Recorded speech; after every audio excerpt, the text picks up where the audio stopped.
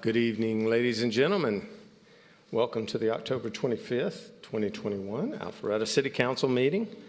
I'll note for the record that Councilman Burnett will not be joining us this evening. He's out of town, and Councilman Binder notified me that he was going to be probably 20 minutes late this evening, so we'll expect him to join us shortly. Other than that, the rest of council is present and accounted for. And as always, we begin our meetings with a Pledge of Allegiance, so if you're able, please stand and join us.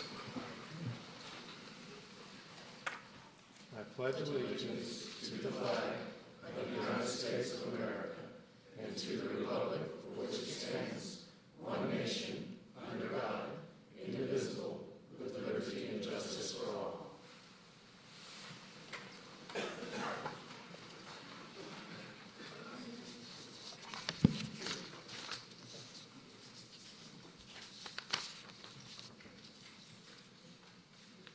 So the first item up on the agenda this evening is proclamations and presentations, 20-year service award for Beth Goldstein. Mr. Rikas, I believe you have this item.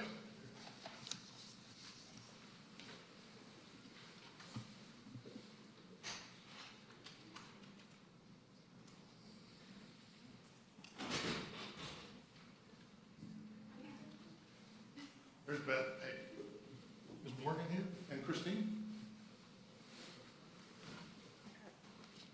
Kurt, sure. Anybody connected to the rec department? Yeah. How you doing?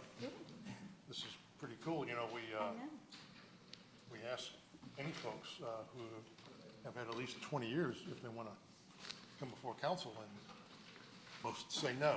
But, because it's after hours and that kind of thing, you know. But it's cool that you wanted to be here, Beth. So thank you. You're welcome.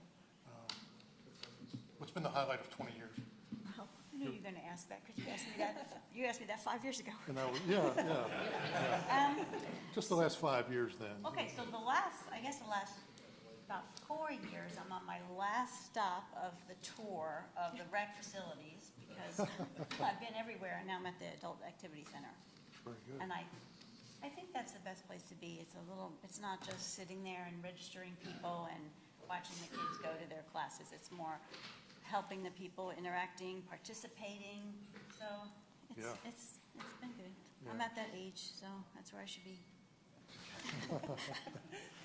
Maybe I need to join you there. Come on up.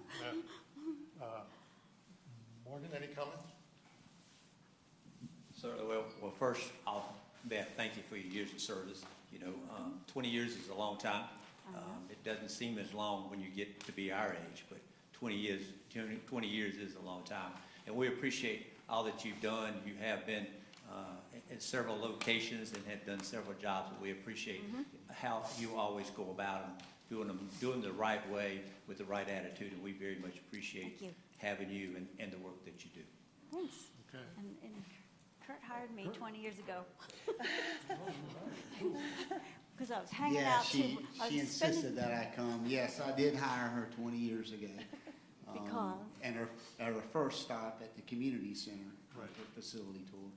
And it's been a pleasure to work with. She started out part-time, worked into full-time, and just always been a pleasure to work with and have good conversations. And thank you for your service to the citizens of Alpharetta. Welcome.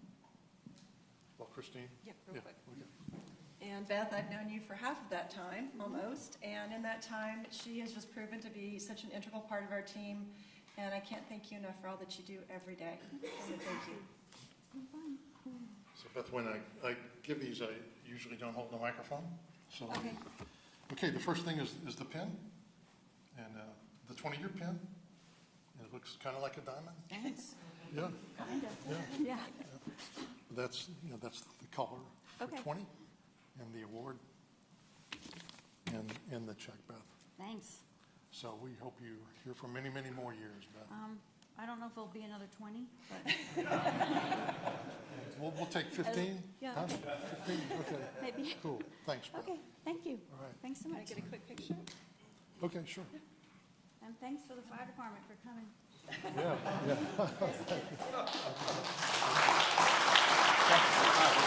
I just realized what you said.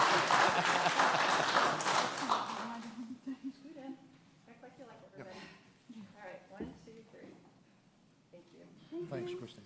Thank you. Okay, sure. Would you like that? Yes, Okay. thanks. See you, Beth, sure.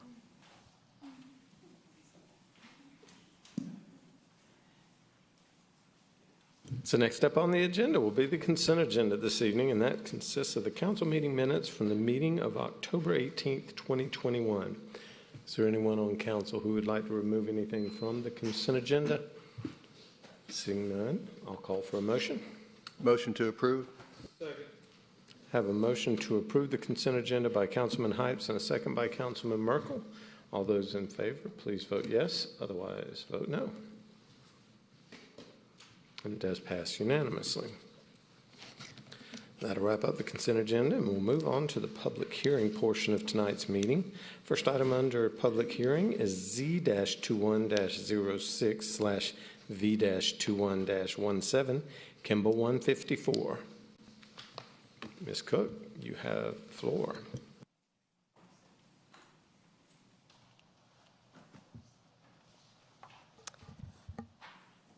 Good evening, Mayor and Council. The first item, the area is shown to you on the screen. And the submitted request, if it's approved, would allow for the adaptive reuse of the Bailey Johnson School and Gymnasium buildings, which were built in 1950, as well as the construction of a 3-story, 120,000 square foot timber frame office building and structured parking on 4.4 acres.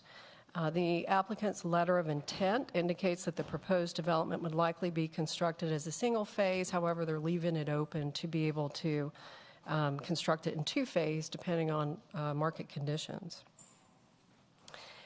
The existing Bailey Johnson School, I'll show you what that looks like now, located on Kimball. Of course, that was built in 1950, and they do plan an adaptive reuse of the property. It was most recently used by Fulton County Schools as a maintenance yard, and the property has frontage along Kimball Bridge Road with Parkway 400 master plan, which is located to the north, and of course Diamond Glass, which was just came before you last year, to the south, and Kimball Bridge Walk subdivision, which is located to the west here, right across from the property. The property does have a comprehensive land use plan designation of corporate office, which allows the applicant's zoning proposal, which is the request for the office. The applicant has a few variances that they're requesting, and the hardship is generally because of the reuse of the existing Bailey Johnson School and the gymnasium. And I think this is probably a good elevation to show how that's located now. So, of course, the shape of the existing school and the gym that they plan to save causes a lot of the need for the hardships that they have, especially, of course, the front setback variance. This isn't a multi-level building, so it does cause hardships regarding impervious on the property, so we'll talk about that. They did request the parking variance, and they did provide a parking memo to justify the requested parking variance. And the memo references an administrative parking reduction, which is under the UDC, which allows up to a 50% parking reduction for office and commercial on a historic property. This one doesn't quite meet the historic designation because it's 71 years old. And right now, if it's 75 years old, you could actually take advantage of that 50% reduction. Of course, it's very close at the 71 years old. If approved, the applicant's requested parking variance would be within the 50% reduction, so it's not a reduction of 50% or more. We did look at the ITE parking generation rates, which suggests that the 85th percentile of occupied spaces should be an estimated 465 spaces for a suburban office. So although the requirement is 640 spaces at 4 per 1,000, our research has shown that 2.9 spaces per 1,000 would be sufficient for 85% of similar properties. And that is in comparison to what Fulton County, as well as Gwinnett County, their requirements. So they have a similar requirement for a reduced parking of 3 spaces per 1,000. And I'll go ahead and put the site plan up here.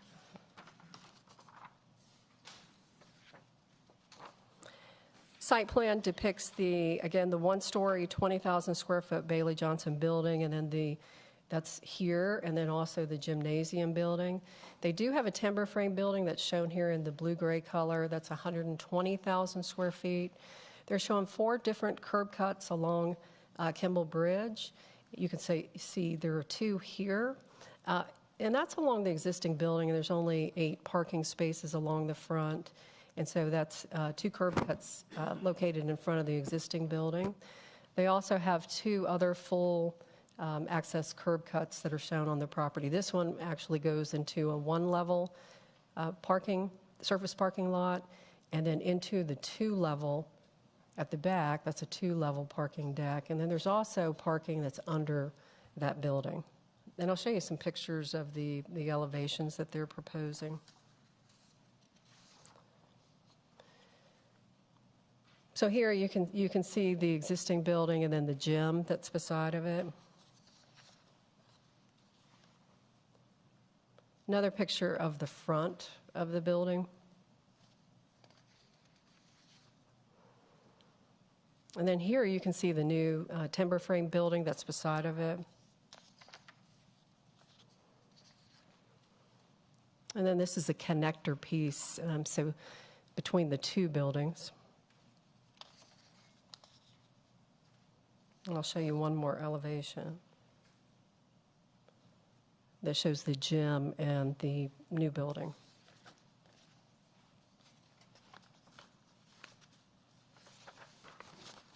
The applicant did submit a tree survey. They do plan to save the magnolias that are along the front. There's some nice magnolias that are located here in front of the existing building. It did show 10 good condition specimen trees on the property. However, they're only incorporating these trees along the front, and there's a few on the side property line that we've asked them to look at. There was a lot of damage to those trees along that property line as part of this development here, the Parkway 400, the new building that's located to the north. The applicant provided a trip generation report, which shows that the proposed development is expected to generate 177 a.m. peak hour trips and 178 p.m. peak hour trips. We did look at Kimball Bridge Road and the possible impacts to the 2-lane roadway. And it has a capacity of approximately 15,000 to 18,000 vehicles per day. And then according to our city's transportation engineer, development traffic can be accommodated at acceptable levels of service at existing intersections in the site driveways once the left turn lanes are provided. So as part of this reconstruction, in addition to providing the bike lane, reducing the travel lane through Kimball Bridge in this area to 10 feet, they will also have the turn lanes that will provide the access to the curb cuts. And of course, the Baylor Johnson School, it was built in 1950 to accommodate North Fulton African American students from Sandy Springs northward. And just looking at the early years, the book by Mashburn, and he writes that the school organizations included the 4-H Club, Music Club, Science Club, as well as Safety Patrol, Newspaper, Student Council, and Royal Court. So he's provided information within our the early years book that was written for the city regarding the city's history. We did look at the variance criteria, which is section 4.5.3, and really when we look at number 1, although we answered all of the criteria in the staff report, number 1 says there are extraordinary and exceptional conditions pertaining to the particular piece of property in question because of its size, shape, or topography. And our response is that there are extraordinary conditions pertaining to the subject property due to its unusual shape, the topographic challenges, which is over 50 feet from the road to the back of the property, as well as reusing and saving the buildings that are located on the property. They're within 6 feet of Kimball Bridge Road, and then also the parking reduction could be supported given the preservation of the Baylor Johnson buildings. Because again, they're not able to go up multi-level, they're keeping that existing lower level building. We do recommend that if it's approved that the parking be at least 2.9 spaces per 1,000, which would be in line with what our research has shown. We're also recommending, if it's approved, that impervious area exceeding the maximum 70% be offset with pervious hardscape and greenscape. And while some cities may count that to reduce impervious, we do not count the green roofs as well as the hardscape because we don't know if it's maintained over time. So although we will encourage and require them to have the hardscape and the green roof, it doesn't count to reduce their impervious. They submitted their citizen participation plan, and the report states that owners within 500 feet were contacted regarding the intent, and they held 2 community meetings. These were back in May and June. And according to the applicant, attendees were in support of the development, and one area of their concern was traffic, particularly the driveway that lines up with the residential development that's across the street. And they had even suggested that maybe a roundabout would be beneficial at this location. They also participated in the community zoning information meeting. That was in June. There were questions and comments from area residents about the secondary driveway along with their entrance and how that could impact traffic in and out of Kimball Bridge Walk. So most of the concern was timeline as well as traffic and the impact at the curb cut here across from their entrance. The item was considered at the October 7th Planning Commission meeting.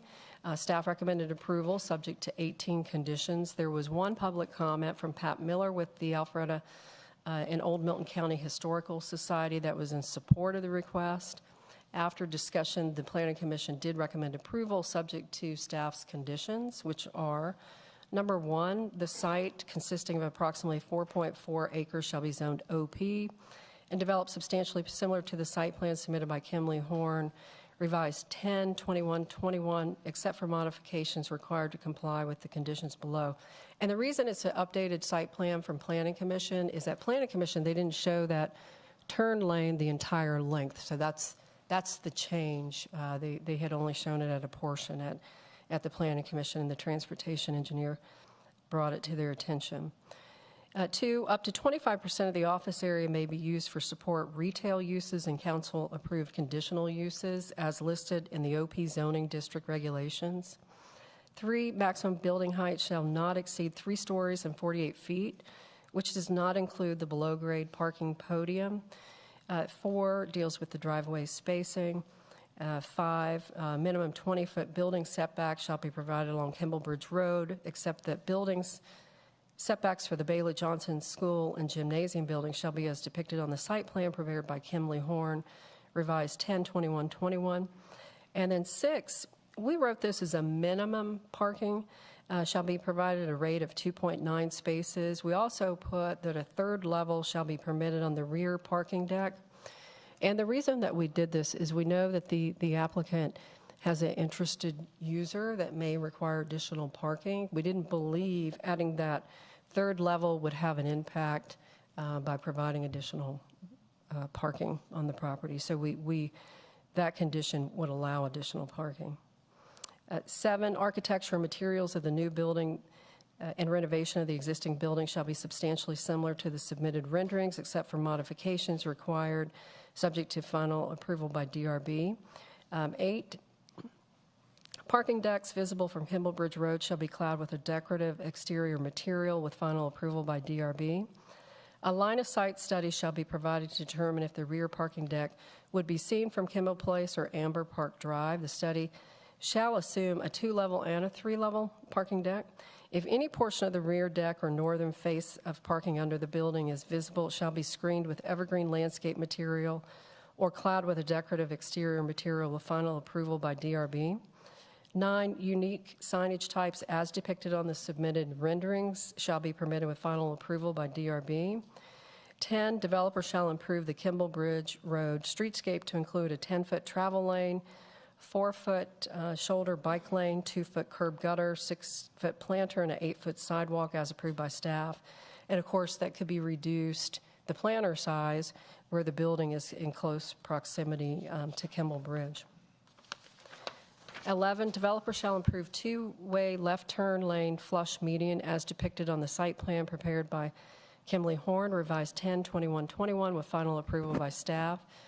12, minimum 20-foot landscape strip shall be provided along Kimball Bridge Road, except that reduced landscape strip areas shall be permitted where existing buildings encroach on the landscape strip. Shrubs required to screen parking areas may overlap the landscape strip. 13, the foundation plantings consisting of shrubs, vines, or grasses shall be required along buildings fronting Kimball Bridge Road with final approval by DRB.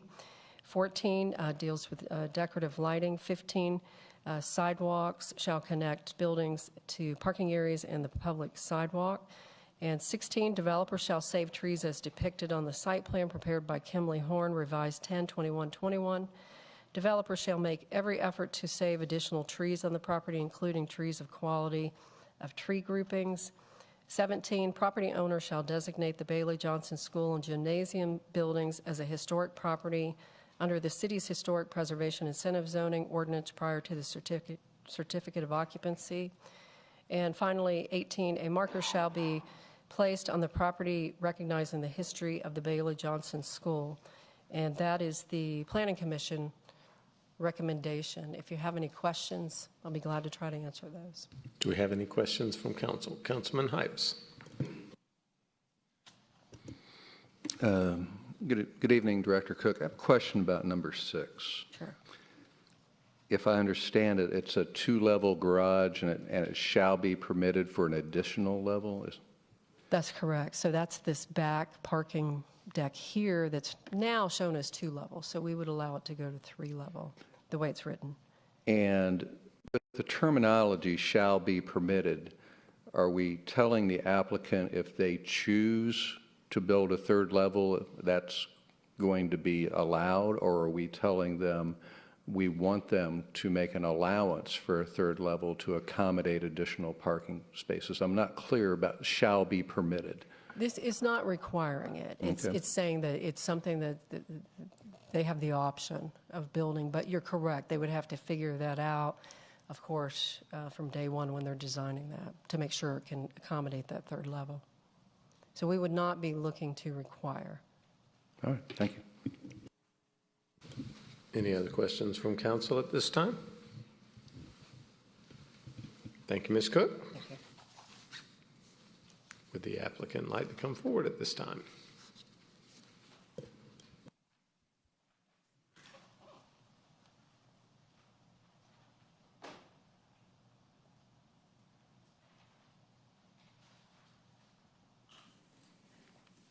Good evening, Council. My name is Matt Viverberg, and I'm part of the Kimball Bridge, the venture development team. And do I have a slide up here? There we go. And I'm here to present our vision for what we think is a one-of-a-kind opportunity for the Alpharetta community. Our primary focus has been to really restore this vintage historic era, it's not quite historic, school back and sort of honor the legacy of the school. A little closer? Yeah, got it. And try to honor that legacy of the school, which we think is important to Alpharetta. We understand a lot of the other development teams that came to the school board to try to purchase this property wanted to take it down and do whatever they were going to do, and it made us unique in that process.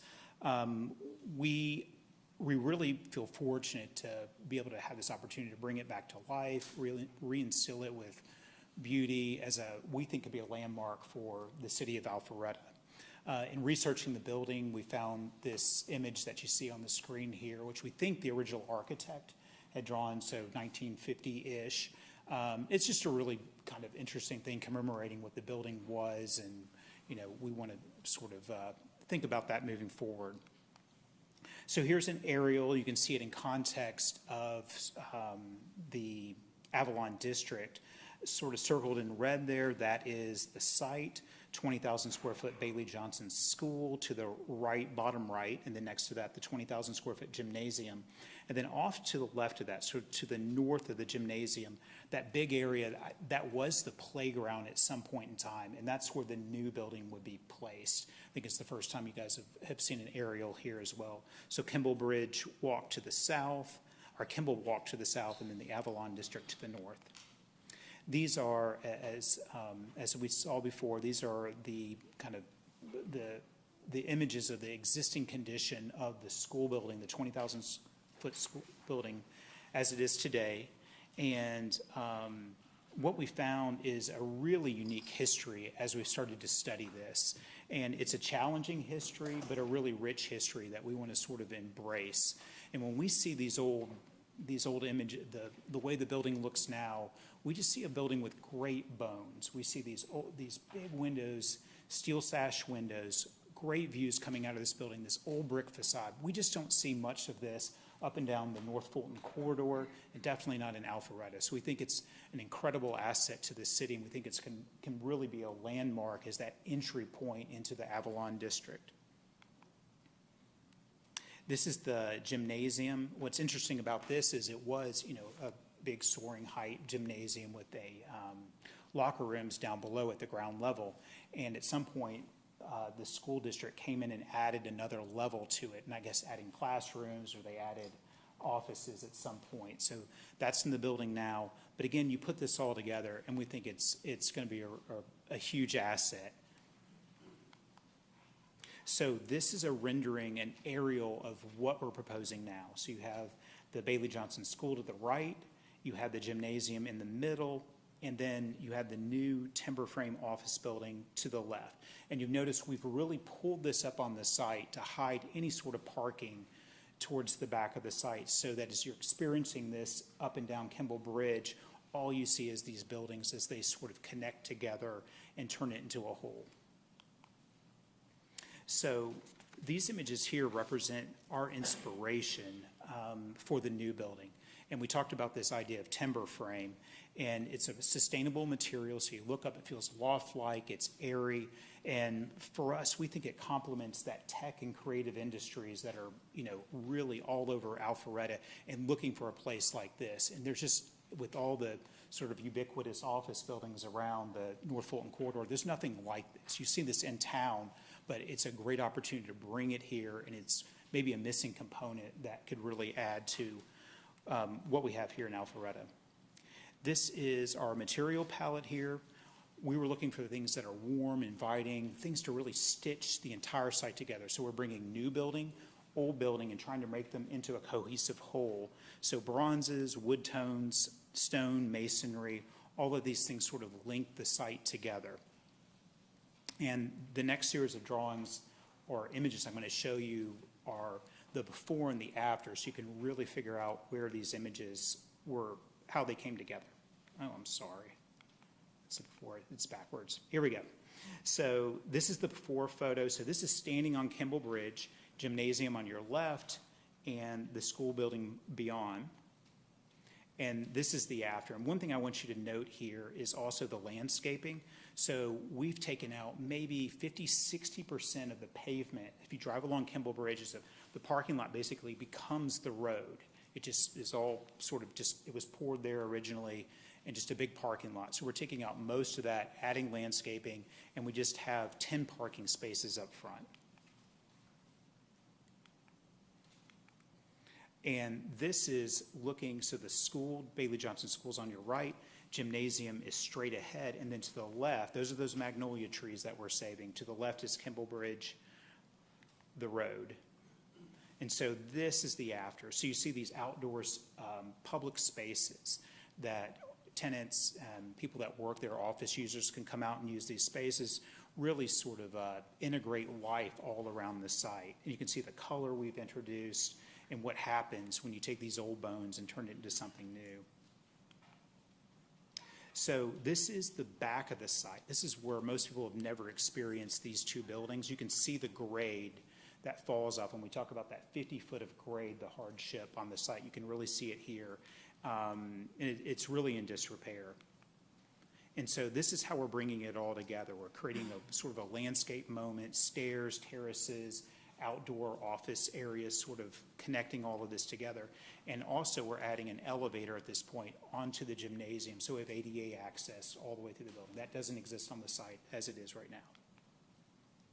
So this is an image standing on Kimball Bridge, kind of across Kimball Bridge, gymnasium on your right, and looking at what had been the old playground. And when it's a maintenance facility, they just put all the trucks and cars back there. And this is the after shot, again, gymnasium on the right, and the new building, the timber frame building on your left, and you'll notice their height is almost identical. So we are asking for that variance, but we are not going above the height of the gymnasium that sets that height. This is looking further north, so same area, that big lot in the back. And then here is the new building as it sort of sits off Kimball Bridge, hiding all that parking to the back. And the images on the right sort of, they show the precedents that we thought about as we think about lighting, we think about mood and atmosphere for this project. And this is another image from the rear of the site. So this is on the sort of eastern property line, looking to the gym to the left, the big open area to the right. And here you can see standing on that surface area parking lot, and then looking at the old building on the left and the new building on the right. And one thing I want to specify about, this is a good place to look at it, when we talk about a two-level parking deck back there, it's only at the very back. Most of it, it feels like it's on grade. So when you look through that slot from Kimball Bridge, you really just see on grade parking. You don't see a multi-story structure at the back. This next one, this is actually our proposed site plan that we submitted here. And one thing that I wanted to state is we are in agreement with the comments from the planning department, and we're going to integrate all of these comments in, including the 2.9 parking ratio that they're recommending. Looking at the ULI shared parking manual, this site is expected at peak to generate 403 parking spaces versus the 465. So we're well parked here. We feel super comfortable with that. And one other note, we talked about all of these entries that require a variance along Kimball Bridge. So if you look at the image on the right, the top two red lines, those arrows point to these two entries. That supports 454 of the 465 parking spaces. So all but 9 or 10 of them for those two entry points. They are spaced out as much as we possibly can. Otherwise, we have the school there to deal with. So that's the majority of the parking. And then down south of that, at the bottom of the page, those are those 8 to 10 spaces there. It's a one-way in, one-way out. And the reason that's so important is, number one, ADA parking. The site's so long and the parking is so far away from the southernmost point where office users would come to this site that we need to get something a little bit closer. And we included a couple of visitor parking spaces and drop-off spaces just for wayfinding. But that's all that's there. And then we extended, as you heard in the last meeting, we extended the turning lane to cover those 10 spaces at that lot, so that any sort of issue would be eliminated with that turning lane. And then in terms of timing, it's our last piece here. Pending approval here, construction would start in the second quarter of 2022, and the total duration of construction would be approximately 14 to 16 months to do the whole project. Thank you. Do we have any questions from council? And for those of you that didn't notice, Councilman Binder has joined us, so we'll add him to the roll. No questions from council? Thanks, sir. Ms. Shapiro, do we have any public comment cards on this item? We do, sir. The first speaker this evening will be Pat Miller. If you'll come forward and speak into the mic at the podium. And as Pat approaches, just for those of you that may not have spoken before, we try to limit our comments to about 3 minutes. It doesn't look like we've got an overwhelming number tonight, so I'll try to be flexible with that. Thank you, ma'am. My name is Pat Miller, and I live at 13040 King Road in Milton, and I'm the President Emeritus of the Alpharetta and Old Milton County Historical Society. The new president is with us this evening, but he's letting me do the talking because I was the one that first started with this project, and I'm so excited about it. This may be the most historically significant building in the area, and even though it is 71 years old instead of 75, once I tell you why it's important, I think you'll agree that it really is historic, even though I hate to admit it's 4 years younger than me. Bailey Johnson, first of all, let's get rid of the myth that it was Bailey Johnson High School and there was a man named Bailey Johnson. This school started with all grades. Its original name for the first few years was the Alpharetta Colored School.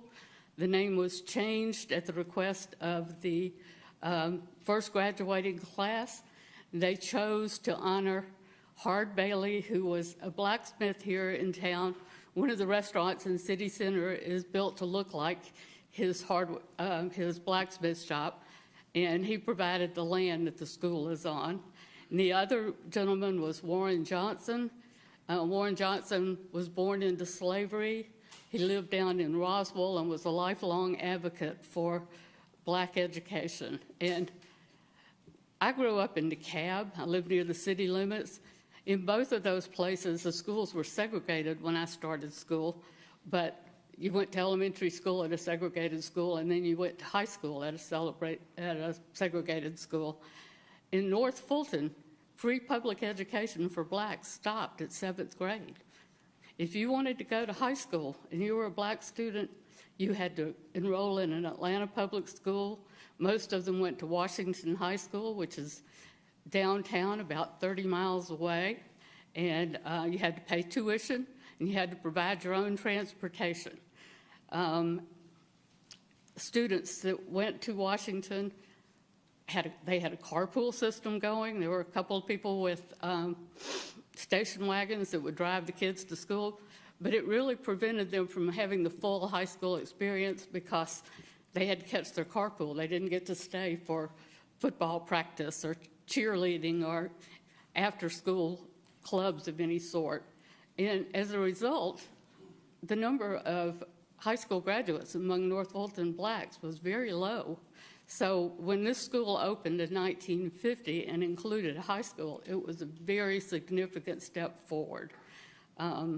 It was never a large school, but it served Alpharetta. It served Sheltonville, which is in Johns Creek and we now call Shake Rag. It served areas in Milton. It served the Groveway area in Roswell, and it also served, after the first couple of years, students who lived in the northern portion of Sandy Springs. I'm not going to tell you much more about the history of the school because the unofficial school historian, Charles Grogan, is here tonight, and he has brought a number of alums. You'll see them out in the audience here. They loved the school, and there was, quite frankly, at the time, there was a lot of discussion. A lot of the parents said, you know, we love our little school, and we don't want our students transferred. Others felt opposite, so it was a very controversial thing. But when the school closed in 1967, the students transferred some to Milton, some to Roswell, and of course to neighboring elementary schools. And the closing of Bailey Johnson marked the end of segregated public education in North Fulton, and for that reason alone, I think it deserves to be preserved. And I want to give a real shout out to these developers. Kathy Cook and Kim Zane made them aware that the school had an important history, recommended they contact the Historical Society. Bruce Fernall called me.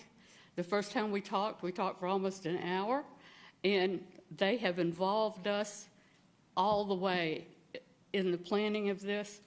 And it's not going to just have a marker, because the marker's already been made. It's in storage. We did it before all of this came up. But they involved us in learning about the school. Over the weekend, we downloaded over 200 pictures of activities at the school, and they're incorporating it throughout. They even changed the original design. The first time I saw it, there was a floor added on top of the gym. they decided to build a separate office building, and they have a lot of really unique ideas for tying the joy and history of that school into the new building, working with the Alpharetta arts community. So needless to say, the Historic Society supports the project. Thank you. Thank you, ma'am. Ms. Shapiro? Next speaker, we have Charles Grogan, 3621 Satellite Boulevard, I believe.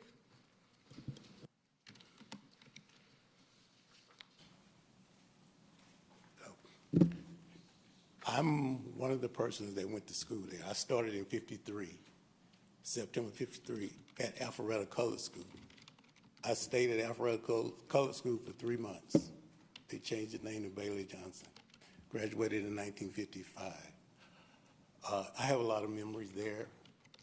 I come by every once in a while since I live in South DeKalb, and I see the building, and I saw how it went down.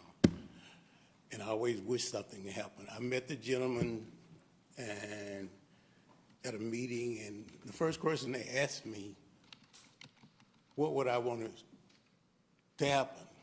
I said, as long as you save those buildings, I would be happy. Wouldn't mind having a restaurant or something so I could bring my great-granddaughter up and have a little sit around and ask her to tell her where her great-granddaddy went to school. And I thought that was cool, but that was just a dream. But the more I talked to them, the more they were saying, this is what we're going to do. We're going to have the history of the school throughout the building and share that. And it just made, and I'm not a person that gets excited very much, but inside I kept saying, ooh, I hope this happened, I hope this happened, I hope this happened. So I am very proud to have met them. I've got a collection of pictures, and when I shared it with them, and they looked at those pictures and they saw the kids' expression on their faces, the things that they done. And it makes me feel good. Like I say, the school was built for a good reason, for education, but for a wrong reason. But if you support these guys, it would be a great thing for the right reason, the history of the school. And it's a good history. Thank you. Thank you, sir. We have no more comment cards for this item. But if there is anyone here that would like to come forward and speak at this time on this item, now's your opportunity to do so. Seeing none, we'll close public comments. Do I have a motion from council? Yes, Mr. Mayor, I will offer a motion to approve Z-21-066/V-21-17, Kimball 154, subject to the conditions as read by Ms. Cook. We have a motion to approve Z-21-06/V-21-17, Kimball 154, with the conditions as read by Director Cook. The motion was made by Councilwoman Richard and a second by Councilman Hypes. Is there any discussion? Yes. Mayor Pro Tem Mitchell. All right. Pat, I'd like to thank you for your involvement in the school and remembering the history of how important this is to our community and to our developers. Thank you for preserving the heart and soul of this building for our community. It's so important as we move forward as a technology center, and it's just going to be a beautiful center. The adaptive reuse of that building is just exciting, and I wish you all well with it, and thank you for preserving our history. Councilman Mark. Well, as the sole representative of the east side, I drive by that building about 6 times a day. When I first saw this, when y'all brought it to us a couple months ago as a concept, we see a lot of concepts. And I'd say half to the majority of them never come through. And when I left that meeting, I kept thinking, and I've thought about it since, that's got to happen. That's the right thing to do in that right place. As Councilman Mitchell mentioned, you are preserving something that's very important to this city. And it's important to the people. came up here tonight and spoke that attended the school. And for that, I'm very thankful that you're going through this project. I appreciate it. Any other comments? Councilwoman Richard. Thank you, Mr. Mayor. I echo the same sentiments of my fellow council members. I applaud the applicant here for the creativity and the collaboration that you have done with our city planning department as well as the Historical Society. These buildings are very important to us. I think they represent historical significance in the fabric of our city, and the fact that you're going to such great lengths to preserve and enhance and continue to tell that story. It's an important story. I'm just really excited for the project, and thank you for your efforts here. Any other comments from council? I agree with the other council members that spoke already. The one thing that struck me is I heard the former student speak about his experience there and wanting to share that with his great-grandchildren.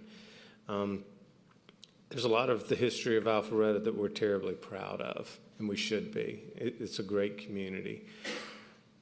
But I see a lot of communities around the country losing sight of the fact of how they got to the place that they are now. And so I'm really glad to see that we're not trying to erase parts of our history just because they're not exactly the way we wish they would have happened. But I think it's a nice move, and it honors the past while bringing forward the future, and I appreciate the development team and all those with the Historical Society that brought this forward. That being said, all those in favor of the motion to approve, please vote yes, otherwise vote accordingly. And it does pass unanimously. Congratulations, gentlemen. Next item up under the public hearing will be MP-21-06/CU-21-12, National Veterinary Associates, and that is 3100 Royal Boulevard South. Mr. Woodman, you have the floor.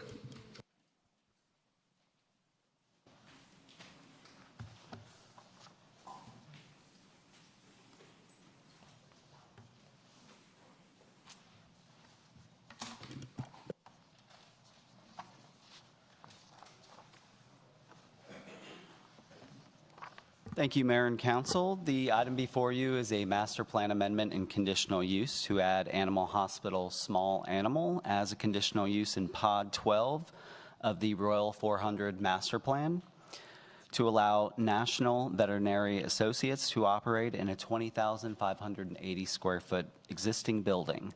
Have the location map up on the overhead. This property is located at 3100 Royal Boulevard South, at the southwest corner of North Point Parkway and Royal Boulevard South. Have some street view images of the building. So this is looking at the building from North Point Parkway. So you can see it sits much lower from the grade at North Point Parkway. This is a view of the building from North Point Parkway and Royal Boulevard South. So turning into Royal Boulevard South. And this is along Royal Boulevard South, the front of the building. The property is 2¼ acres, zoned O&I, office institutional. It was developed in 1996. It's one story, and the original building was about a little over 14,000 square feet, and there was an addition of close to 6,000 square feet around 2010. Surrounding properties are also zoned O&I, again, subject to the Royal 400 Master Plan. Surrounding properties are developed with low-rise office buildings. Those are located to the east, south, and west, and there is a data center located to the north. This master plan was approved in 1986. It's a 284-acre office park, allowing for up to 25,000 square feet per acre. There have been, with regard to the history of master plan amendments within this master plan, there have been 3 to add such uses as church, data center, and an adult detox center. Animal Hospital is permitted by right in the light industrial district and a conditional use in the AG Agriculture, Community Unit Plan, Office Institutional, neighborhood commercial, general commercial, and planned shopping center districts. I have the table up on the overhead that shows we do have 8 animal hospitals approved in the city, one of which is an emergency veterinary hospital. So if approved, this would be the second in the city. NVA is an emergency veterinary business serving cats and dogs primarily. The primary focus will be, while it's an emergency veterinary, the primary focus will be the practice of veterinary medicine, including preventative care and surgery. NVA partners with local veterinaries to help grow the business and network of veterinary hospitals. They have over 1,000 partnerships worldwide. The business would operate 24 hours a day, 7 days a week, and the business does not board animals. The applicant anticipates approximately 25 employees at this location, and we do have a site plan. In that site plan, the red boxes indicate 2 pet relief areas. These areas would not be areas where dogs would be left outside. These would just be areas that employees would walk dogs and then bring them back into the building. This item was shown to the community at the Community Zoning Information Meeting on September 8th. There was one question regarding fencing. And staff did look at the conditional use criteria and does not believe that the applicant's request conflicts with any of those criteria. Also, for the criteria for a master plan amendment as well. We believe that the proposed use would be compatible with surrounding uses and other locations for this type of business, which are situated similarly in commercial and office environments. This item was considered by the Planning Commission at the October 7th meeting. Staff recommended approval subject to 7 conditions, and there were no public comments at that meeting.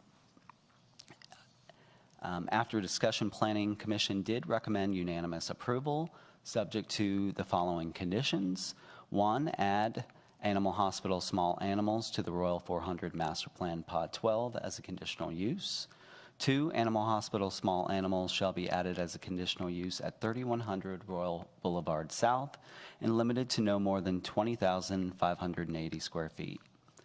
3, conditional use approval shall be limited to NVA.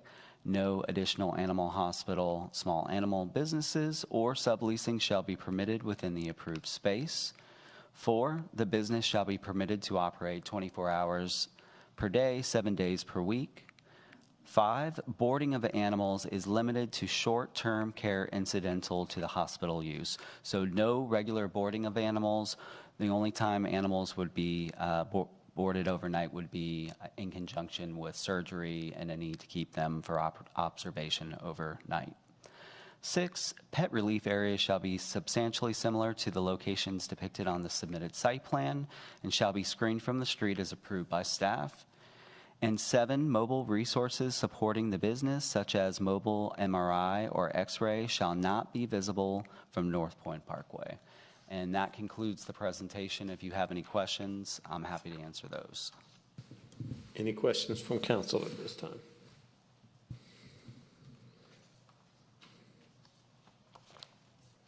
Seeing none? Thank you, sir. Would the applicant like to come forward at this time?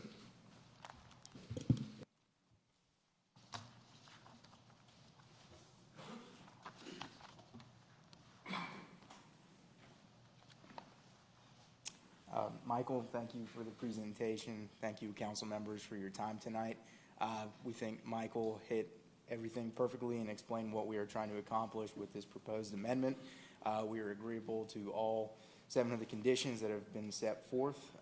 And more than anything, I'd like to just make myself available to answer any questions you might have on behalf of the applicant. Anyone on council have any questions for the applicant at this time? Did a great job. Great, There's no thank questions. you. It's all Michael, not me. Absolutely. Ms. Shapiro, do we have any public comment cards on this item? We do not, sir. But if anyone would like to come forward and speak on this matter, now's your opportunity. Seeing none, We'll close public comment. Do I have a motion from council?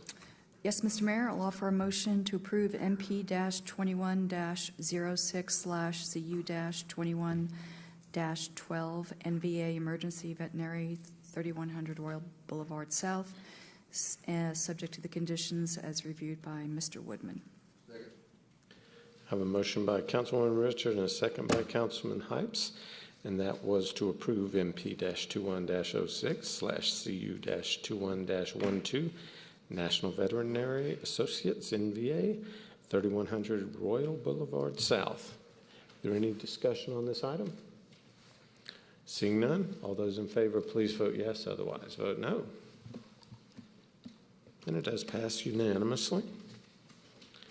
Third and final item under public hearing this evening is PH-20-07 Horizon 2040 Alpharetta Comprehensive Plan Adoption Hearing. Mr. Woodman, you once again have the floor.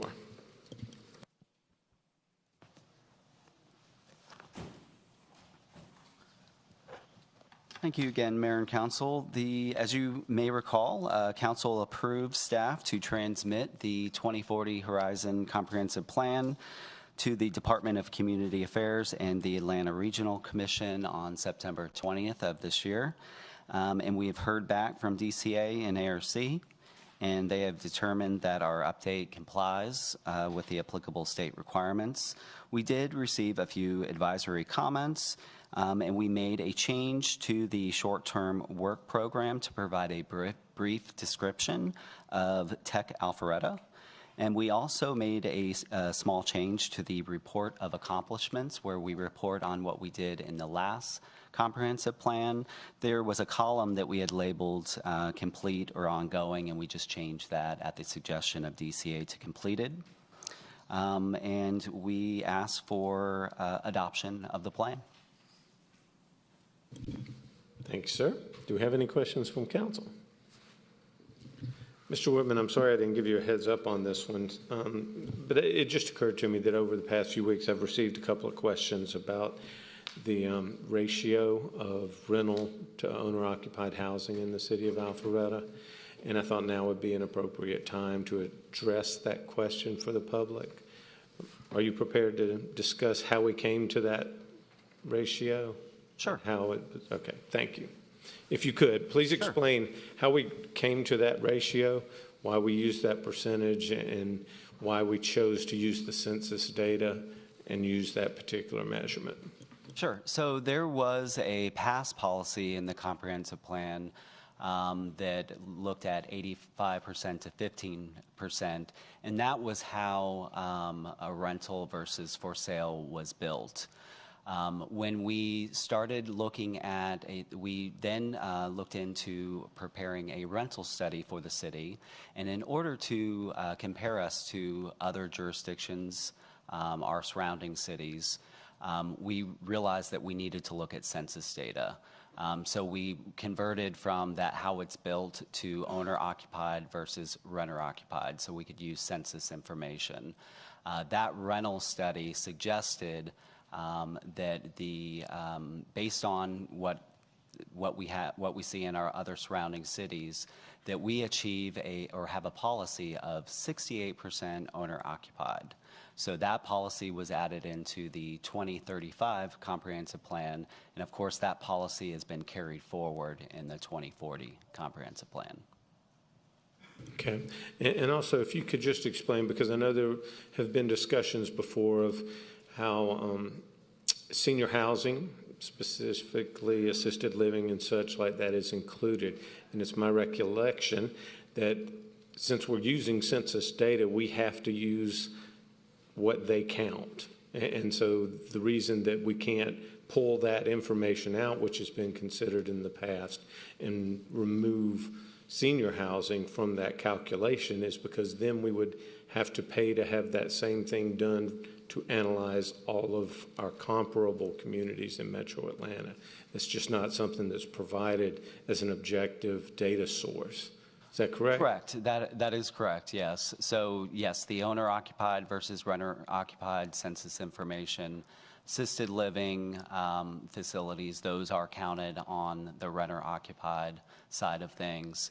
And you are correct. It would be difficult to compare ourselves to our neighbors in order to pull that information out. Okay. Thank you for your patience. I appreciate that. Sure. If I'd have thought about it earlier, I would have given you a heads up to prepare those documents. Not a problem.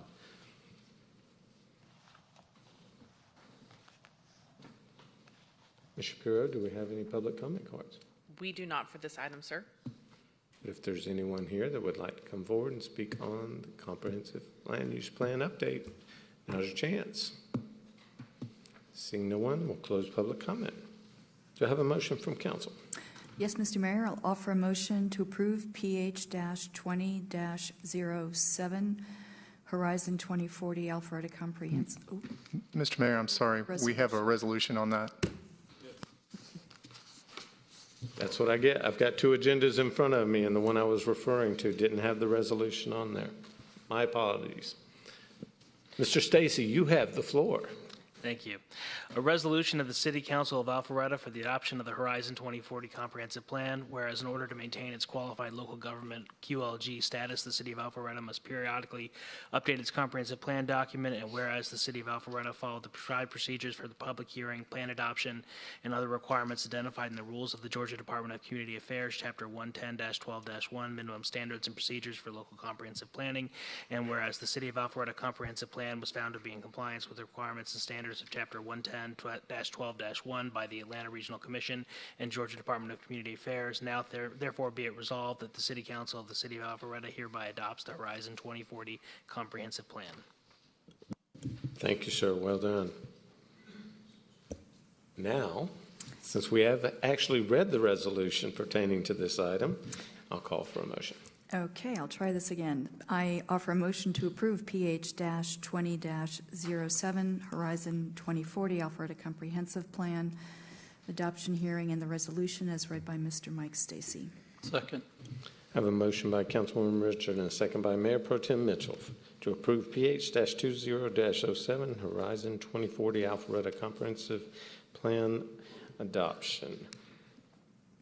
All those in favor, please vote yes. Otherwise, vote accordingly.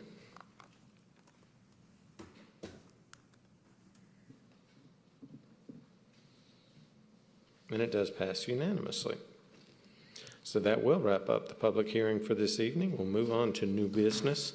First item under new business on the agenda is Big Creek Greenway Boardwalk Replacement Design Services, RFP 22-103. Director Sisevich.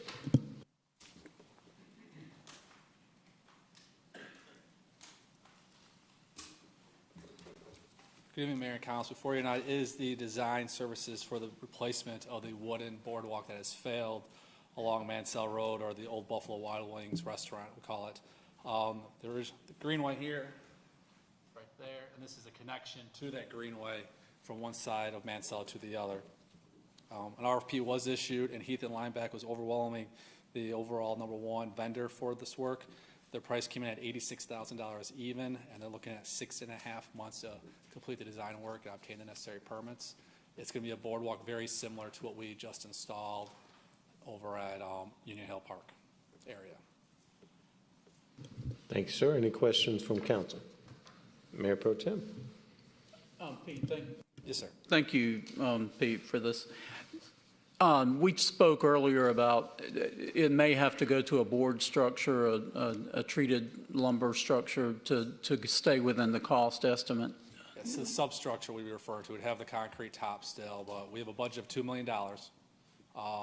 Right now, our cost estimate, if we took the same exact system that we did over on the Greenway, we're north of $2 million for construction costs. How much north? When the time comes out to bid, we'll determine if we got to tweak some things. But our goal is to stay within that budget as much as possible. And if we're over a few percent, we'd be back in front of council asking for additional funds to keep the metal decking as well. But we're going to try to make this as cost conscious as possible. But last, that is the key. Minimal maintenance for Morgan. So the metal decking like we did at Windward, it would last how many years? Predict.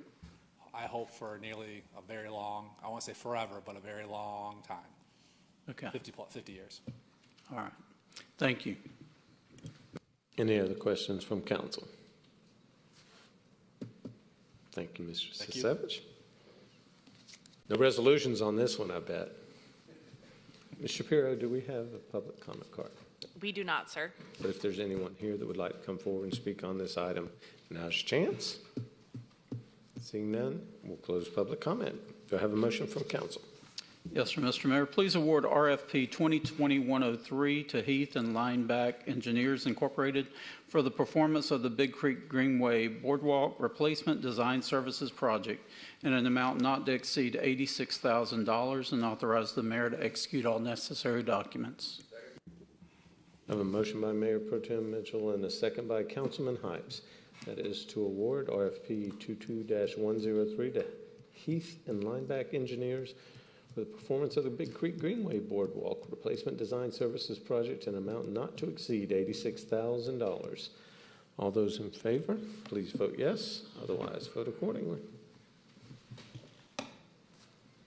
And it does pass unanimously. Thank you, Mayor and Council. Thank you, Pete. Hopefully they'll bring back a good number as well as a good design. Second item up under new business is the Taste of Alpharetta Event Management Vendor Contract. Director Rogers, you do have the floor. Thank you, Mr. Mayor. Good evening, Council. I'm here tonight seeking approval to award RFP 22-101 to Jacobs Eye LLC for the Taste of Alpharetta Event Management. The Recreation, Parks, and Cultural Services Department, in partnership with the Finance Department, published an RFP for a 5-year comprehensive event management contract for the Taste of Alpharetta. The successful vendor would manage all facets of the Taste of Alpharetta. This would include logistics, financial planning, marketing, sponsorships, sales and fulfillment, talent and vendor contracting, all restaurant communications, event management, and evaluations. The successful vendor would also manage the day-to-day operations of the event, supervise the volunteers and the workers, hire and pay contractors, and act as a key contact for the event.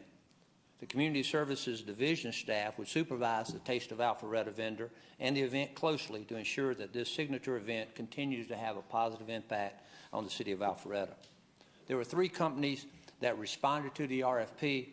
Jacobs Eye LLC was the highest scoring firm based on the following criteria: company information, project team qualifications, technical proposals, project approach, previous projects, and available resources. If approved, the city would subsidize the event in 2022 at $96,437.50. In 2023, the amount would be $56,862.50. And for the last 3 years of the contract, 24, 25, and 26, there would be no subsidy.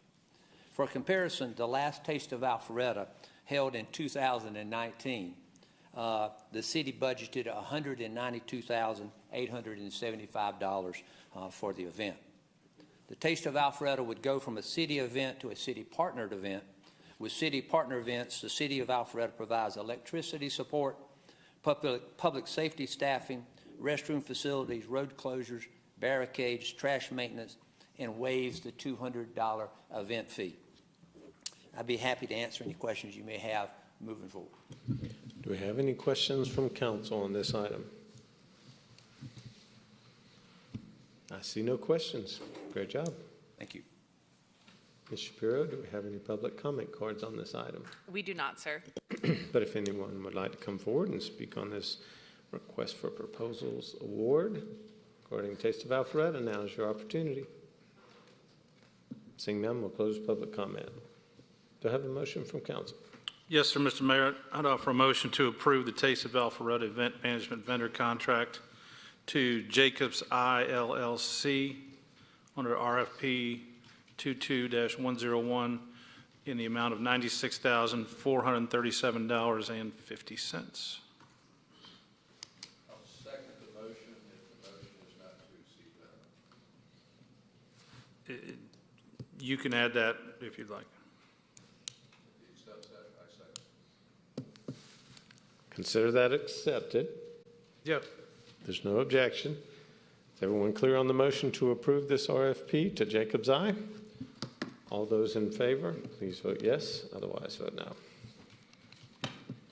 And it does pass unanimously. Third item up under new business is the MOU with the City of Milton for youth softball and youth lacrosse. Once again, you have the floor, Director Rogers. Thank you, Mr. Mayor. I'm here a second time tonight to seek approval for a memorandum of understanding between the City of Alpharetta and the City of Milton to allow residents of both cities to participate in youth softball and youth lacrosse, whereby all participants of either city will pay resident fees and there would be no distinction between the two cities for the formation of teams. The purpose of this MOU is to take another step to foster a long-term mutually benefit relationship between Alpharetta and Milton as relates to parks and recreation programs. The City of Alpharetta will operate the youth softball programs and the City of Milton will operate the youth lacrosse programs. I'll be happy to answer any questions that you may have. Do we have any questions from council? Councilman Binder. Director Rogers, thanks. This is exciting that we get back to close to where we were with Milton. I saw there was an article with Johns Creek. They were talking about recreation softball, bringing that back, or I don't know what their issue was, if they had it, didn't have it, that. Has there been any discussions of talking with Johns Creek about extending what our deals that we have with Milton and putting it to Johns Creek as well? Well, currently we have a memorandum of understanding with Johns Creek that includes softball. So the Johns Creek softball, and Johns Creek residents can come to Alpharetta and play softball. And I think the article you were referring to is that there were some citizens in Johns Creek that would like to see some softball in the city of Johns Creek. Yep. So my point being, that's what I thought too, is just anywhere that we can get closer to the cities. There's no borders for parents and for the kids, but it has to be equitable for us. So my hope is that we can expand what we're currently doing and keep the ball moving forward. This is a great step tonight.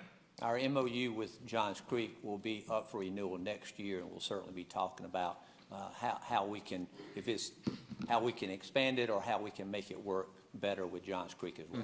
Well, I appreciate the work and you and staff and everyone's done.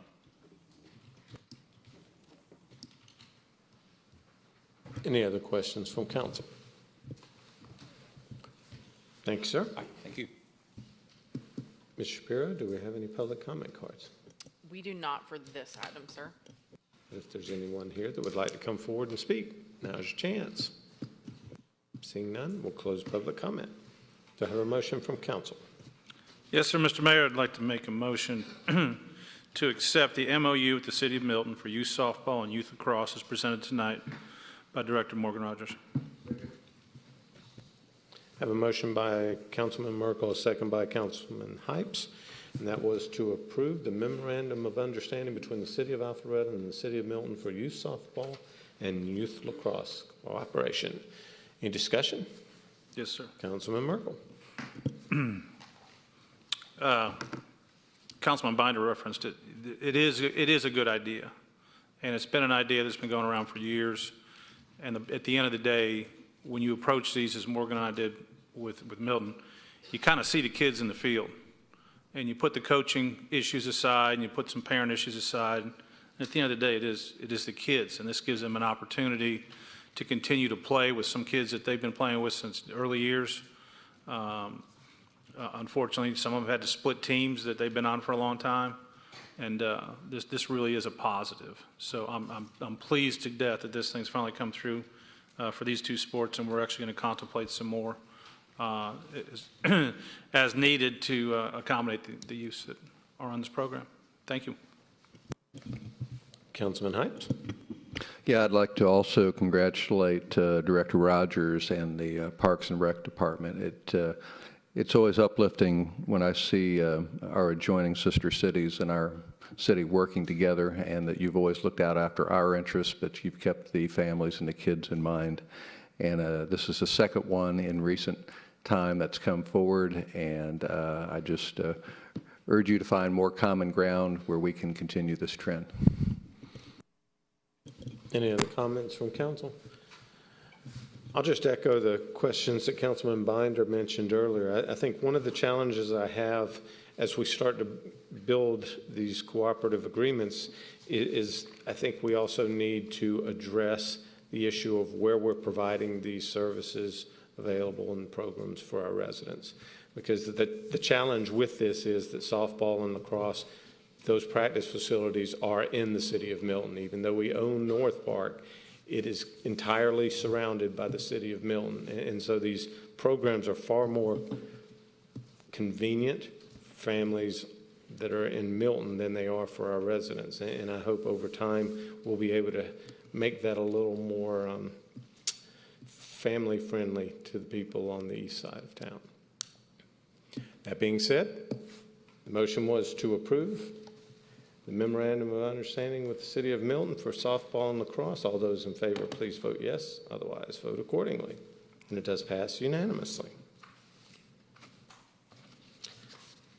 Fourth and final item under new business this evening is the approval of the fiscal year 2022 mid-year budget amendment personnel compensation. This is the first reading. Mr. Regas and Mr. Harris, you both have the floor. Good evening, Mayor and Council. Before you is the first reading of a 2022 mid-year budget amendment. Specifically, we are amending the budget to recognize revenues that we currently project to exceed budget, and then establish appropriations for certain department personnel positions that were frozen in the budget due to COVID. Those would be about 6 positions. And then also to provide sufficient appropriations to cover compensation adjustments, including a grant from the state for $1,000 for every public safety officer. So the impact of these from a budgetary standpoint is, let me start with the unfunded positions. There's 6 being brought forward to be funded.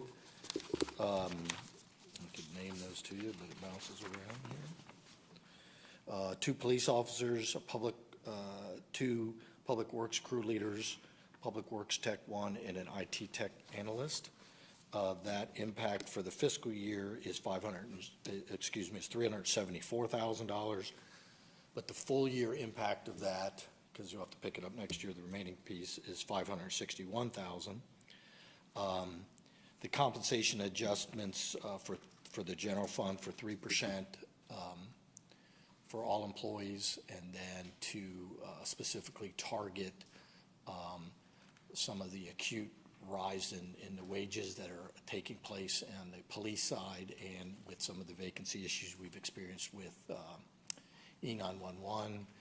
They respectively are going to receive an additional 10% under this. The fiscal impact of that for the partial year is $1.275 million. It's a $1.9 million full year impact for those costs. And lastly, as I mentioned, there's a grant, approximately about $212,000 will come into the general fund representing the police and fire personnel for $1,000, I think, under the rescue funds that the state has.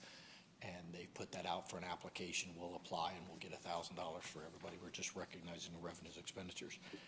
And on the E911 fund is also being adjusted to cover for the grant of $1,000 for the E911 officers for $32,000, and then a partial year impact of the 13% is $189,000, with a full year impact of $283,000.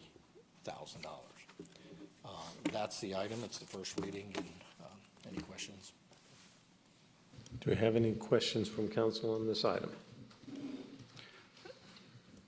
Mayor Pro Tem Mitchell, then Councilwoman Richard. Bob or Tom, either one. I had asked about to include our fire professionals in the 10% increase as well, since they're also first responders. What was the amount that you were able to come up with? It's approximately $850,000.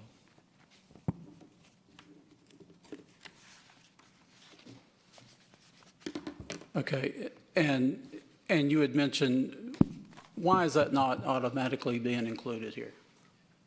I can let Bob or Chris probably answer a little bit more, but I think specifically we've seen adjustments on specifically in the police side of the aisle with some of our neighboring cities without a necessarily corresponding adjustment to the fire side at this stage. And we just quite right now don't see that as a market adjustment. It may be a fairness equity issue of my employees, but we just don't see it from the market perspective yet. It could be down the road, but I think that was our rationale, is to try to take a measured approach to what we saw with the cities around us who provided some significant increases, but primarily on just the police side. Do those other cities have the fire and police in the same department? I don't think so, but. Okay. My concern is that it presents morale issues by not including them. I would like for us to explore that further before the next reading. All right. Thank you. Any other questions? Oh, that's right. Councilwoman Richard. Thank you, Mr. Mayor. Bob, I think this is a question you and I had talked about last week, but I just want to have an opportunity to put it on the record. The IT position that we're looking to fill here, Council approved an assessment back at the beginning of this year to do an assessment on our IT operations. Is this position, and I don't think we've seen the findings of that yet. Right. In Layer 3 COM, the consultants will come before y'all on November the 15th with their recommendations. Randy Bundy and I met with them last week, and this is their highest recommendation. It's this person has a lot to do with technology, with the police department, with the cloud services and the security that goes in and around all that. So it is their number one recommendation. And okay. We thought it prudent to put that and to ask that to be included now. Thanks for the additional insight. Appreciate it. Any other questions from council?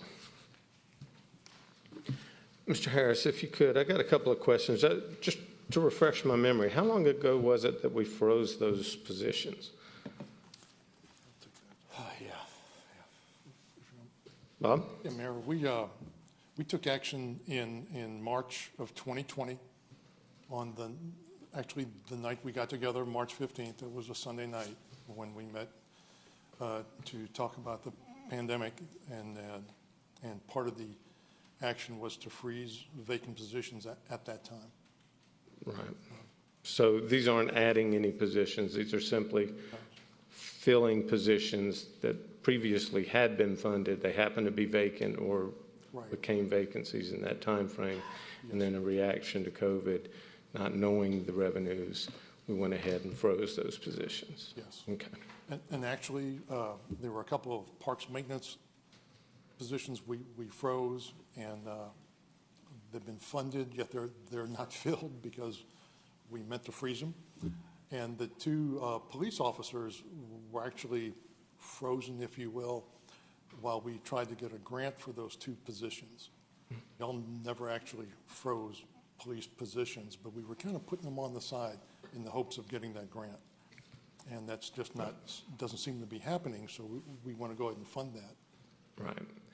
And Director Harris, so how is it that we have the funds available for this now? For the public, I mean, I know you've explained it probably to most, if not all, of council, but if you could explain why this is coming forward now. Certainly. As every month when we look at projecting our revenues, so when we did the August month-end report, I think, which was provided last week, I think at the last council meeting, you're probably 6 months, 5 to 6 months post the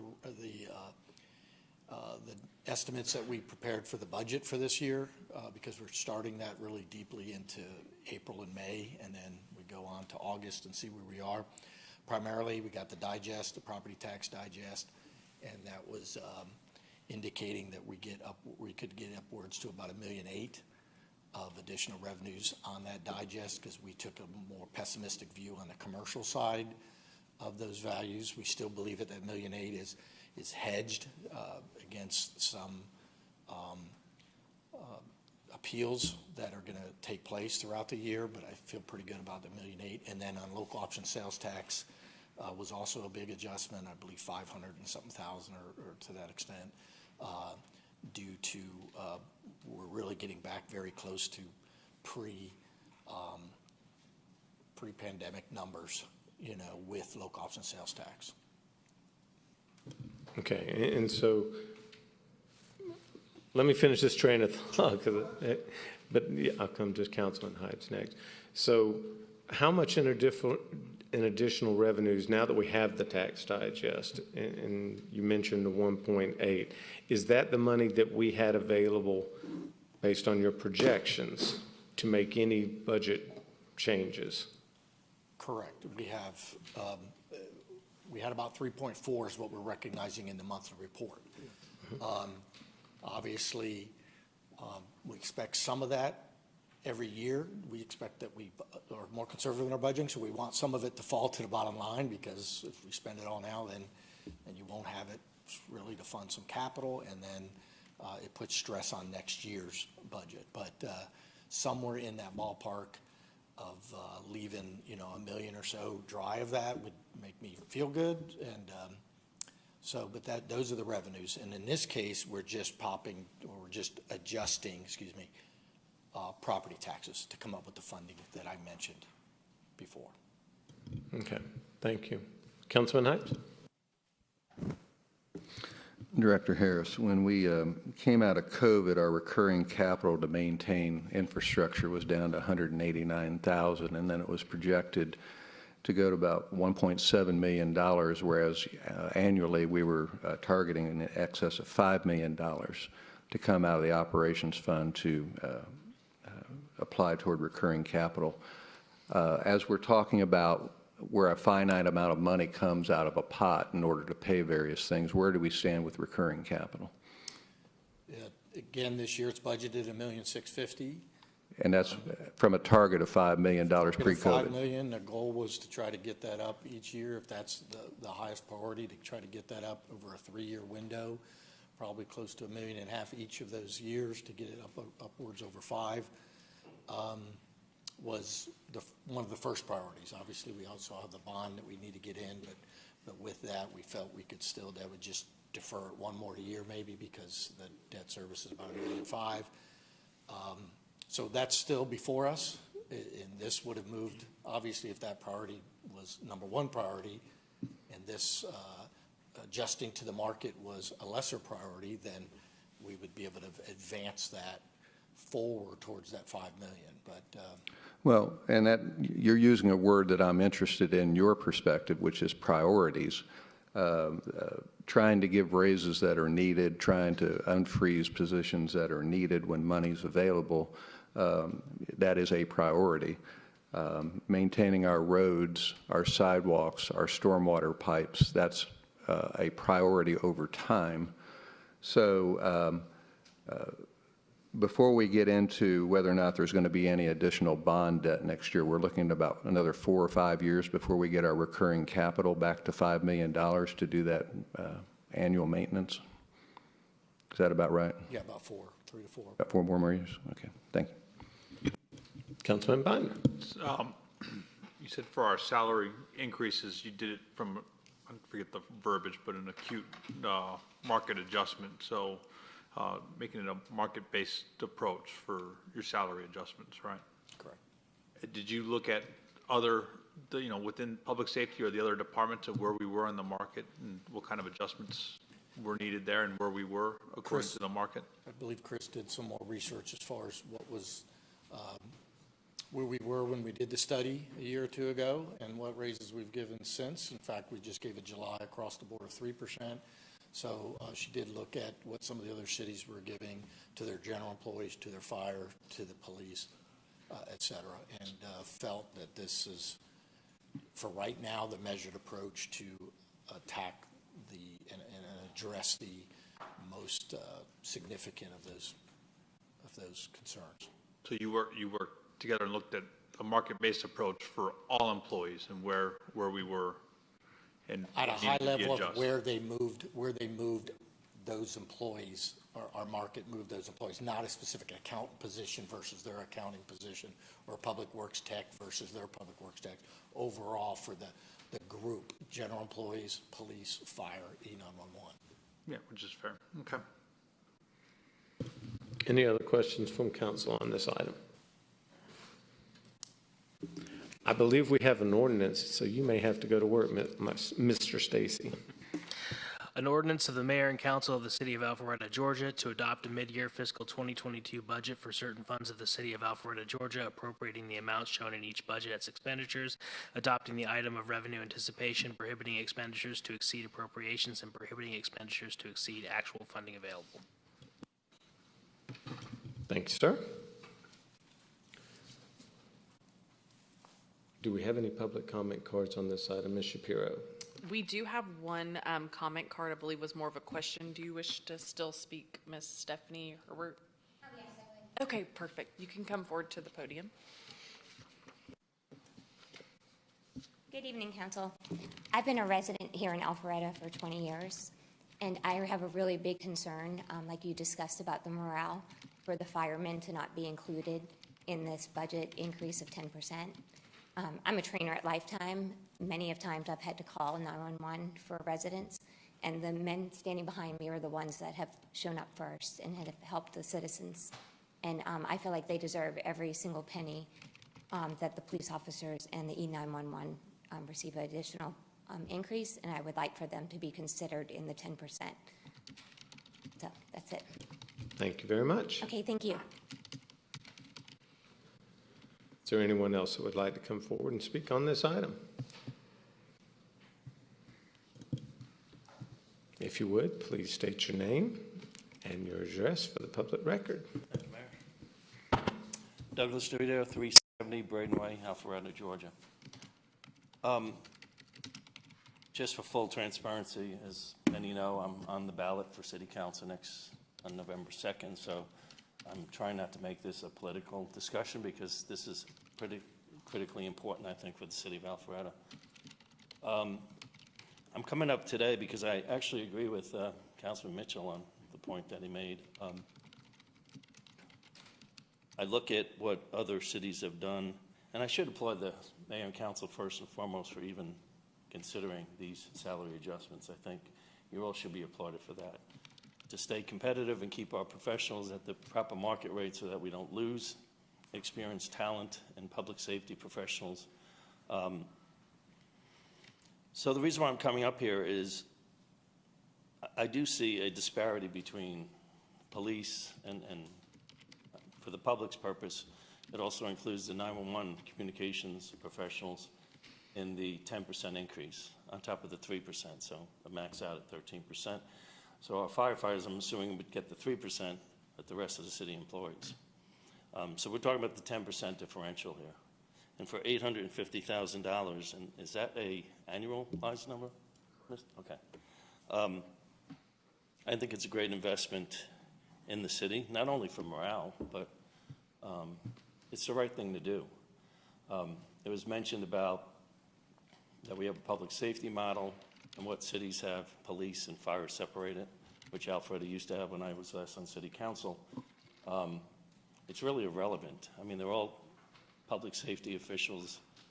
They're trained professionals that serve at a very high level in this city that we're fortunate to have. And I would like to see our firefighters treated the same way as our police officers and 911 communications professionals. Sandy Springs approved a 15% for officers below sergeant. I think command staff got 5% plus the additional 5% across the board, so they actually got 20%. And I believe it was just for police officers in Sandy Springs, and maybe the reason why we looked at mainly police officers for this raise. Gwinnett County, however, gave an 8% across the board for police and fire. So I personally think the city of Alpharetta, and I really think you're going to probably rethink this and possibly do the right thing and give the raise across the board. If not, I would ask that you justify the reason why you can't do that, budgetary constraints, what have you.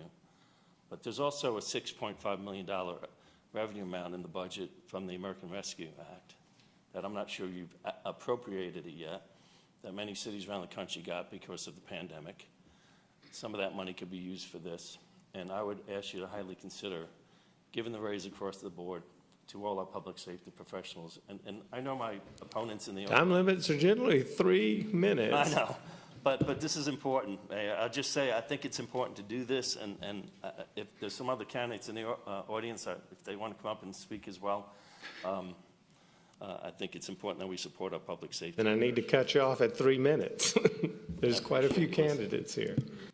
Thank you very much. Thank you, sir. Is there anyone else that would like to come forward?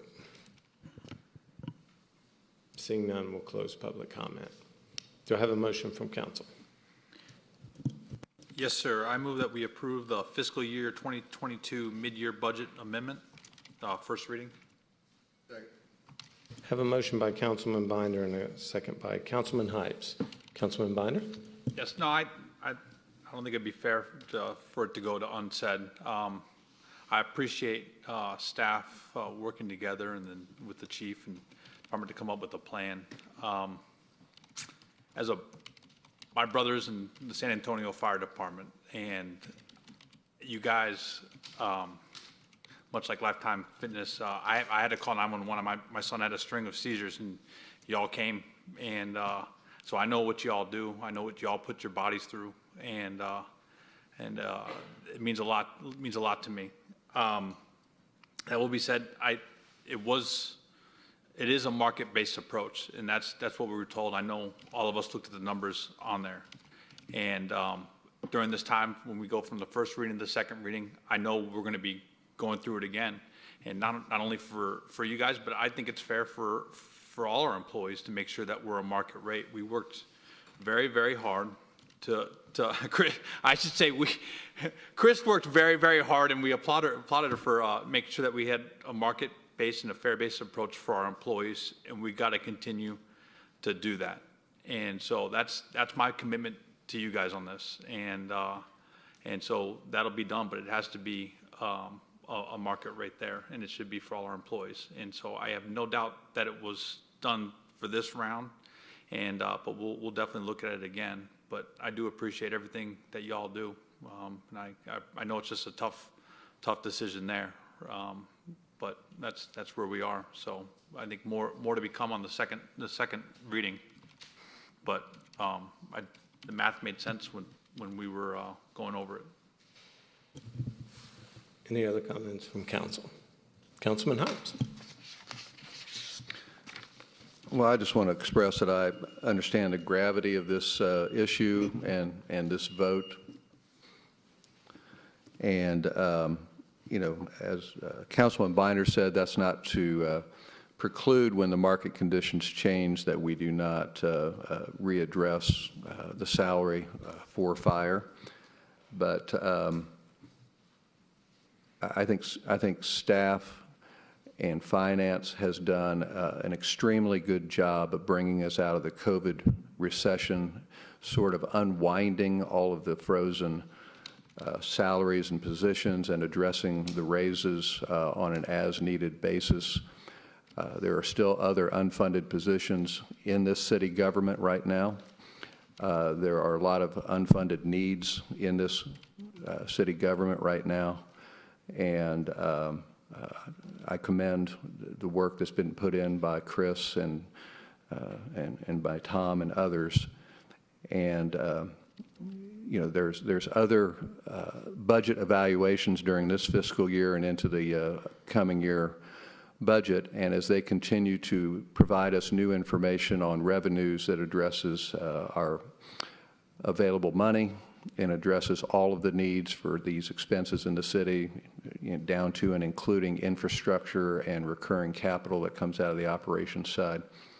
I think that we will prioritize these things as they come forward with the money that's available. So nothing about this vote is a reflection on what our firefighters do for this community. But to be fiscally responsible with what's in front of us, I think, is paramount for the entire city and the city government. Any other comments from council? So, and I do appreciate Mr. Dorito's comments, and I do think an explanation is in order. And so as the mayor of this city, I'll explain my position on this and why. First of all of our first responders are heroes. Every one of the men and women that serve on fire, police, and 911 keep our community safe. And I never take that for granted, because the only reason we're the community we are is because you provide a safe community for our residents and our businesses. So I want to explain to you how I view this from my position as CEO, not just a resident, not just an elected official sitting up here, but we have to understand the restrictions and limitations that we have. Next week, in 8 days, the people on this dais will know whether we're going to be obligated for $1.6 million a year in debt payments for a Parks and Recreation bond. Now, when that passed over my objections, I specifically stated that if we were doing the bond, it would limit our ability to adjust payroll for public safety employees and all our employees. But those were priorities set by our council. The priority was to move forward with that under COVID with frozen positions. In 8 days, we'll also know whether the city will be continuing to receive the transportation special purpose local option sales tax, otherwise known as T-SPLOST, because we won't know until after Tuesday's votes are counted whether that 57, 61 million, whatever the projections are at the latest tally, are going to be available for road projects. So when I look at those limitations, and I sat down with our leadership team, Bob and Tom Harris, and talked about the financial realities of what our obligations and what our potential losses of revenue would be in another week or two, I looked at the assessment. I spoke with Director Robison. There have already been adjustments, as they indicated, in Sandy Springs, Gwinnett County, and a few other locations where there have been substantial adjustments specifically for police. And that's where we are having the hardest, well, I correct myself, 911 is where we are having the most difficult time attracting and retaining public safety employees. That's why they're included. Last time I spoke with Director Robinson, I think we're almost down 13. And I may be wrong, he can correct me if he's still here. But I mean, that's a challenge. Those are a problem. They're the tip of the spear. And while I am certainly sympathetic to the needs and desires of our fire employees, I only saw enough money available to address certain needs. And so I asked staff to put together a recommendation, working with Chris, based on all of those factors, and come to us with something they thought was in the best interest of the organization. And that's why we sit here. Now, I will say that if the rest of council is amenable, under these circumstances, we can table this item and not take it up until those votes are tallied next Tuesday. I would be amenable to that. And that way we'll have a much clearer picture of what our financial obligations and revenues are going to look like for the next foreseeable future, 5 years at least. But under the circumstances that I've been given to this point, I would support this rather than do nothing. If there's no other comments, I'll call for a motion.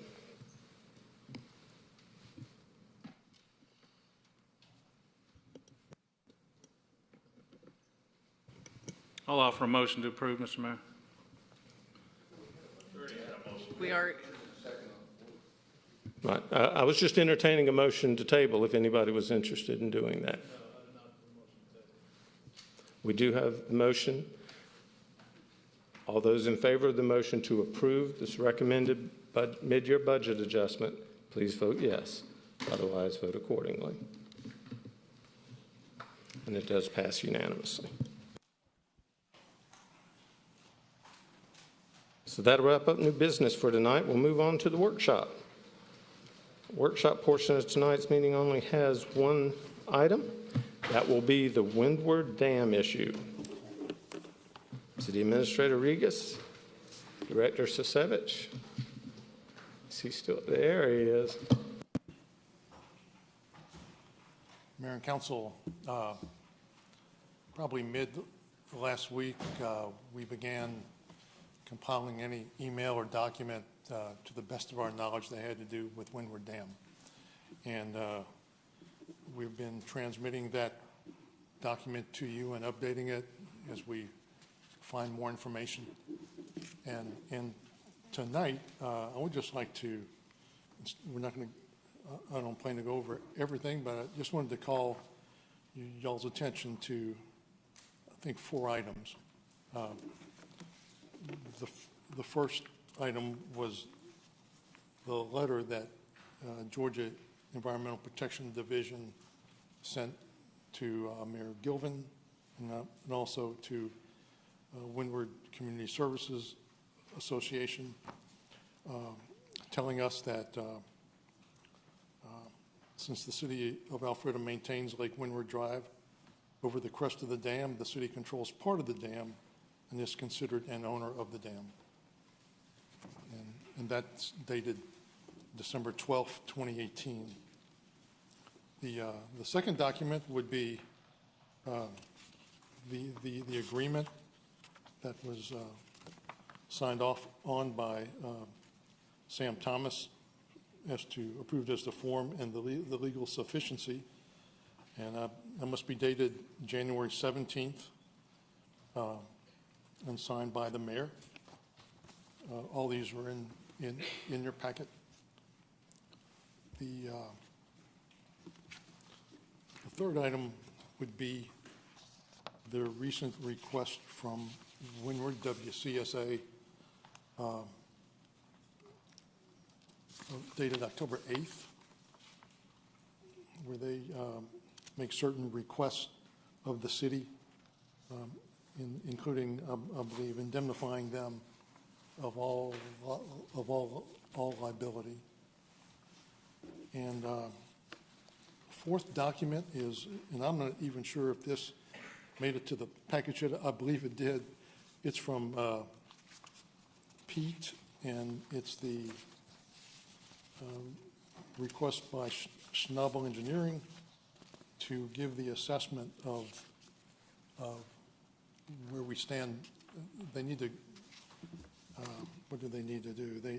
They're in the process of evaluating the structural integrity of the earthen auxiliary spillway, which will require subsurface exploration, soil laboratory testing, and further analysis. That's, the bill for that is $26,000. That has not been approved yet. That would be split between us and WCSA. There's one last document that Schnabel has forwarded, and it estimates the annual cost of maintaining the dam. And that cost is $27,500. And that again would be split between us and WCSA. So that's high level. There's like 100 other emails, and be happy to answer any question. Pete's here. I think Jill is here. I think.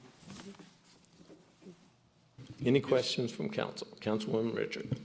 Thank you, Mr. Mayor, and Bob and James and the whole administrative team. I appreciate all the effort that you've been going through in the last several days in gathering as much information as you have concerning the infamous Windward Dam.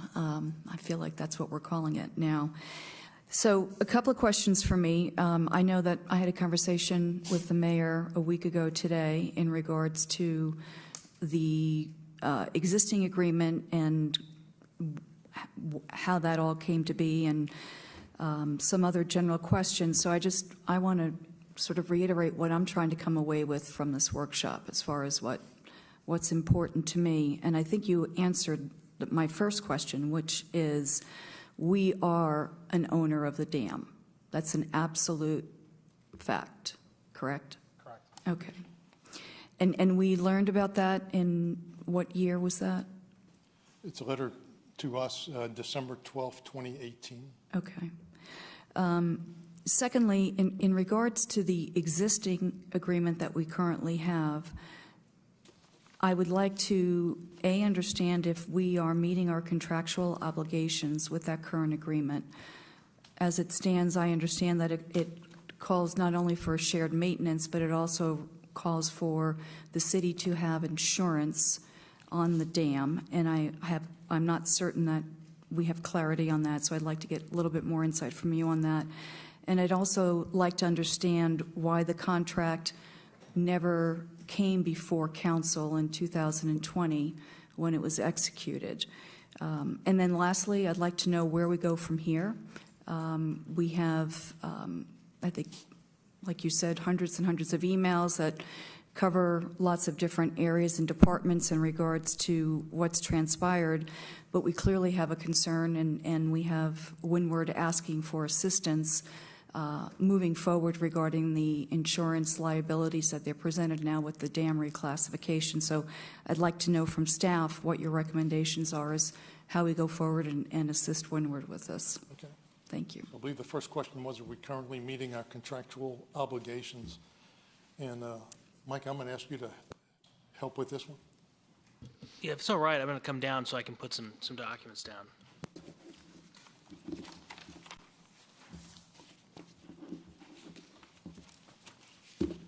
Mayor and Council, while Mike comes down, the second question was, why did it not come before the council? And I just don't know. I do know that Sam must have given the mayor the comfort level, if you will, to sign his name to this. And I know we're really careful about what the mayor signs, and there's usually a cover letter and documentation to give all of us the okay. And Mayor. And I'd like to address that with Mr. Stacy in the documentation, but before we get into that, why don't we answer the question that was already asked for Mr. Stacy to begin with, or are we meeting our obligations? Sure.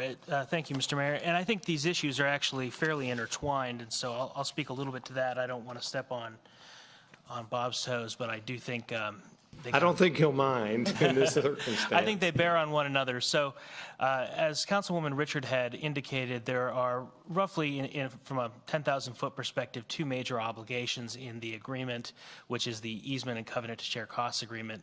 The first is an agreement to maintain insurance. The second would be an allocation of expenses, a cost-sharing arrangement for certain maintenance and repair to the dam.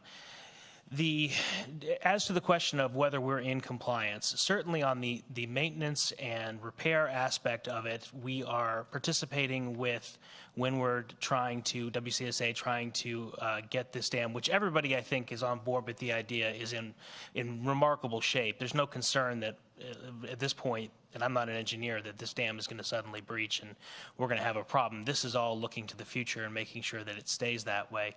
So I don't see there being an issue of the allocation of expenses aspect of this agreement. The insurance agreement, as you'll see, is section 2.2, and I recognize this is pretty small. There are two provisions in here which are almost identical. The first, which obligates the association to maintain insurance, which in its reasonable discretion covers the risk of loss associated with the operation and maintenance of the dam. The association shall be solely responsible for all premiums and other costs associated with such insurance. The second is one, again, it's almost identical. The city shall, until such time as this agreement is properly terminated, if ever, maintain insurance which in its reasonable discretion covers the risk of loss associated with the operation and maintenance of the dam. The city shall be solely responsible for all premiums and other costs associated with such insurance. Obviously, we lost Sam rather unexpectedly in a couple months ago, and he took with him the knowledge of exactly what might have been in his head. This agreement, this insurance agreement, is not terribly specific as to what insurance is being referred to.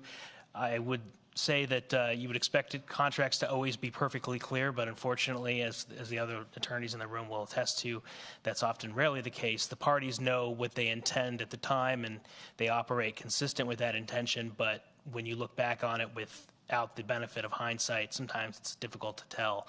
What this insurance provision does not obligate the city to is any specific kind of insurance. It's just insurance to cover the risk of loss associated with the operation and maintenance of the dam. We don't operate the dam per se. We do conduct some maintenance on the dam. The city has a general liability policy which covers negligent acts, which would include the act of doing something negligently or the act of failing to do something that the city is required to do as a responsible entity.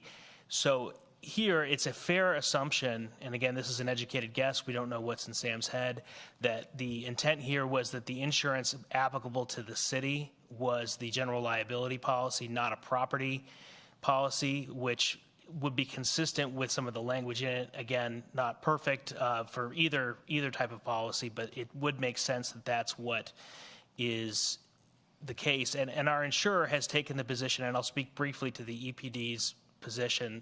The EPD has said that the city is an owner of the dam. The patchwork of laws that apply in this country, whether federal, state, municipal, often can have results that are incongruous as between those different entities. The EPD's position is that we are an owner of the dam. There is case law to back up the idea that if there is a public right-of-way that's dedicated that runs over the top of a dam, the city has responsibility for maintenance, and I think that is likely what was informing Sam's position on this. I know that Pete has some emails from back in the day where he clearly had felt that was the case, and I think that we've got the right of that. Our insurer doesn't take the same view and believes that we don't have an ownership interest as would be defined in insurance law for purposes of maintaining an insurance policy. So we're dealing with a patchwork of issues here. But again,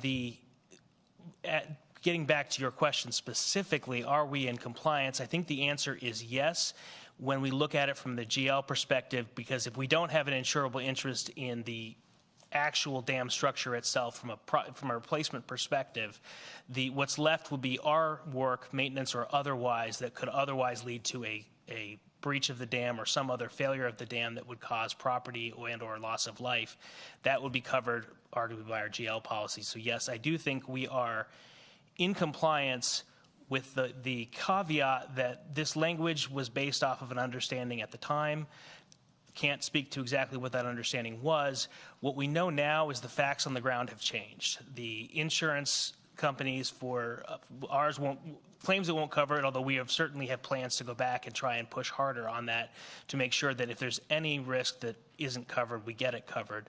But the WCSA's insurer has raised that premium, and obviously that's an issue that needs to be dealt with. The council has an opportunity to do that now, and I think in the course of doing so, it's incumbent upon you all and us as council to make sure that that language is as specific as possible this time around, to make sure everybody understands, even if they weren't in this room or weren't in the room when this was discussed later, as to what policies of insurance we're talking about. So that is a long answer to a short question. Thank you, sir. Now, if you have no other questions about that, we'll move on to your second question, I believe. Pardon? All right, go ahead. Is this specifically to what he just addressed? I think it's probably going to be more convenient to specifically address that one, and then Councilman Binder will. I was trying to do this by person, but if we're going to do it by topic, then I'll do it by person, by topic. Is that, we all on the same page? I'm just trying to do this as well and as efficiently as possible. So if we want to go by the particular question to staff, Councilman Hypes and then Councilman Binder. This is a workshop. Mr. Stacy, there were red line copies of exchanges of language for that agreement that went back and forth, and in one or more of the red line copies in the insurance clause 2.2, it had a blanket indemnification by the city, which was struck and did not survive in the final document. So at some point in time, when we address the scope of our insurance obligation, I would ask that you take into account what was agreed to and not agreed to during the course of the negotiating the language in the document. Yes, sir, and I'll tell you that in looking at some of the options going forward and some of the options that may have been proposed, a blanket indemnity that's uncapped in terms of liability is problematic for a number of reasons. The first, obviously, being the incredible exposure that might arise from such an indemnity obligation that doesn't have any real metes and bounds at this point in time because we don't know what the damage would be. But the broader issue is it's likely not enforceable anyway. There's case law that says that indemnification provisions given by municipalities are ultra vires and therefore not enforceable. Plus, it would obligate future councils in a governmental capacity to expenditure of funds, which would violate the rule against such. I guess my point is the red line copies between Windward and the city may not tell us what we do insure, but it certainly tells us what we don't insure. Yes, sir. Councilman Binder. Simply, so if the state or saying that we own or have responsibility for the dam, what is our percentage of responsibility? Is it 50-50 or what? That's a wonderful question. It's not entirely clear. The Safe Dams Act is a enabling act, so it really relies on regulations. We're going to dig into the regulations to see exactly where that might shake out. I know that 50-50 it seems to be a reasonable approach here. The one case that really deals with this issue, which is the Forsyth case, it's Forsyth County versus Martin, it had already been litigated at a lower level, so we don't have any indication there as to what the EPD's position was. What I can tell you is, again, setting aside what the insurer might view as the right answer in insurance law, we know what the state views it as in terms of the Safe Dams Act, and we know how it's likely to shake out if the state tries to enforce that position, which is that we are probably not going to prevail as against the state as to... Is the state saying that we're a 50-50? The state's not saying anything about it. It just says you are an owner. So, again, it's not a terribly clear situation. We're looking further into that, though. I guess I'm just trying to figure out between 2018 and now what we calculated as our percentage of share. Yeah, I can't speak exactly to what may have been in Sam's thoughts on that. I know it's just not a terribly clear situation. Any other, Mayor Pro Tem? Mr. Stacy, why was there a shared maintenance agreement signed with no cap? Excuse me, I'm sorry. I was trying to stay on the top. Councilwoman Richard already had a couple of questions in the queue. Okay, that's fine. So we'll certainly come back to you on that one, but I'd like the opportunity to answer Councilwoman Richard's question to Bob, and that was about the signing of the agreement. Bob, do you have available the email that was in the 300 or so I looked at over the past few days? I believe it was from James Drinkard to someone that basically outlined the fact that because of the price point, the mayor was authorized to sign this document.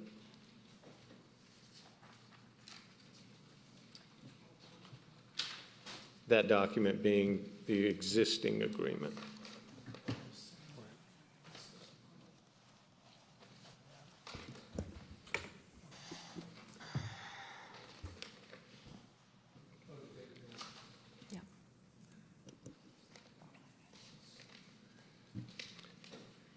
And from my perspective, while we're waiting on the documentation, I can share with you that as mayor, I am constantly signing documents, legal documents, purchase documents, spending documents, some of them by electronic means, some of them on paper and things like that. And I am not an attorney, and I am not an engineer when it comes to public works acquisitions and RFPs and things like that. And so as mayor, I rely on my staff to a huge extent. I read the documents, I see if it's something I understand, I see if it's money, if so, how much. I get the highlights.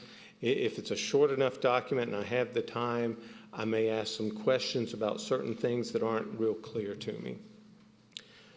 The document in question was an agreement that had been negotiated between our staff and representatives of WCSA, Wentworth homeowners, and their attorneys for, if I'm right, I think it was 13 months.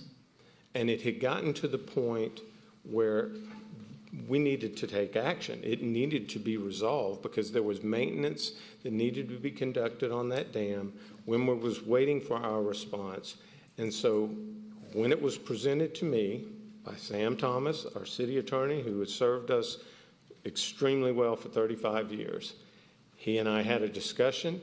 He assured me that because it was only expected to be below the threshold of $25,000, that I had authority through the charter of the city of Alpharetta to sign that document. And he signed his name to it to assure me, because I don't sign anything except a proclamation that hasn't been reviewed by staff and hasn't been approved.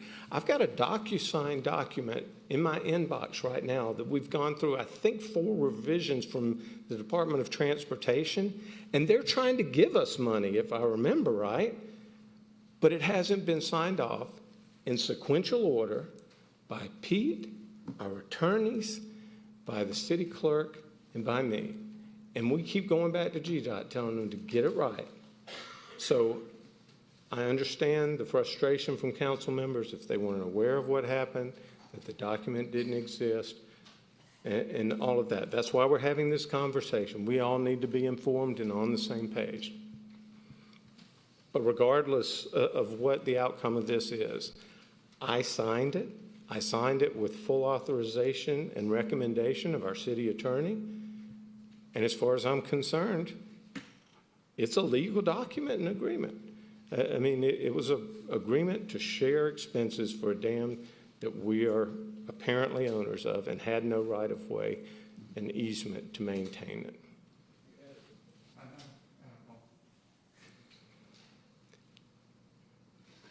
Well, that's all I've got for this question. It's email 55, James.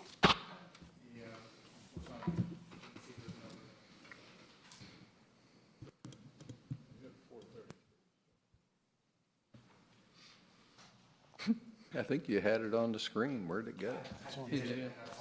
Hmm?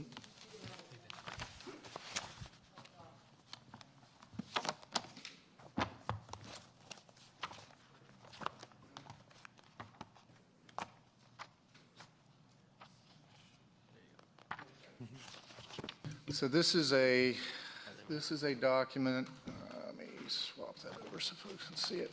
So this is a document that I sent, or an email that I sent in response to inquiry from David Hill, who's with the management company for Windward. He's asking, hey, I wasn't able to make it to the council meeting last night. Is everything squared away with the agreement? Because our last conversation had that going onto a council agenda. Then my response to David, the agreement requires no action by city council, only the mayor's signature. Document was placed in the stack of items awaiting his signature, which I believe he took with him last night.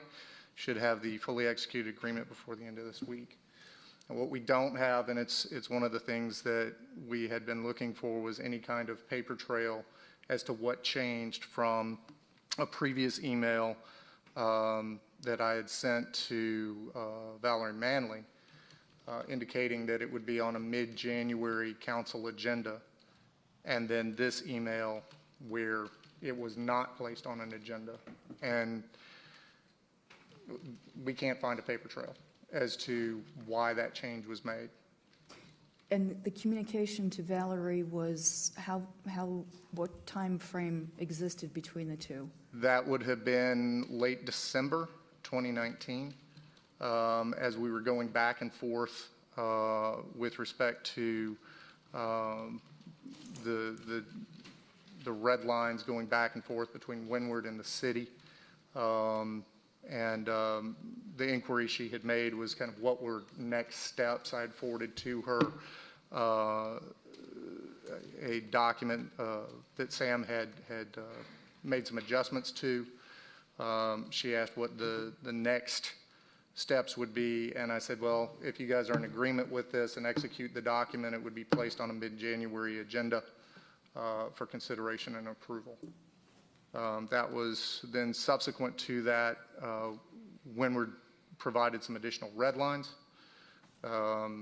Those red lines, Sam asked for some direction and guidance.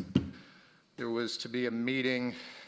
There was reference to a meeting, Bob, I can't remember, January 15th or 16th, about a meeting taking place. That meeting does not seem to have taken place. So I really can't tell you what happened from A to C. I don't know what B was. So there was a 2-month time frame between middle of November and the middle of January when it was executed. That there was a lot of back and forth going, and I was heavily engaged in trying to keep the document moving between the two parties, and keep those red lines going back and forth until we had a document that everybody was at least satisfied enough with to fully consider.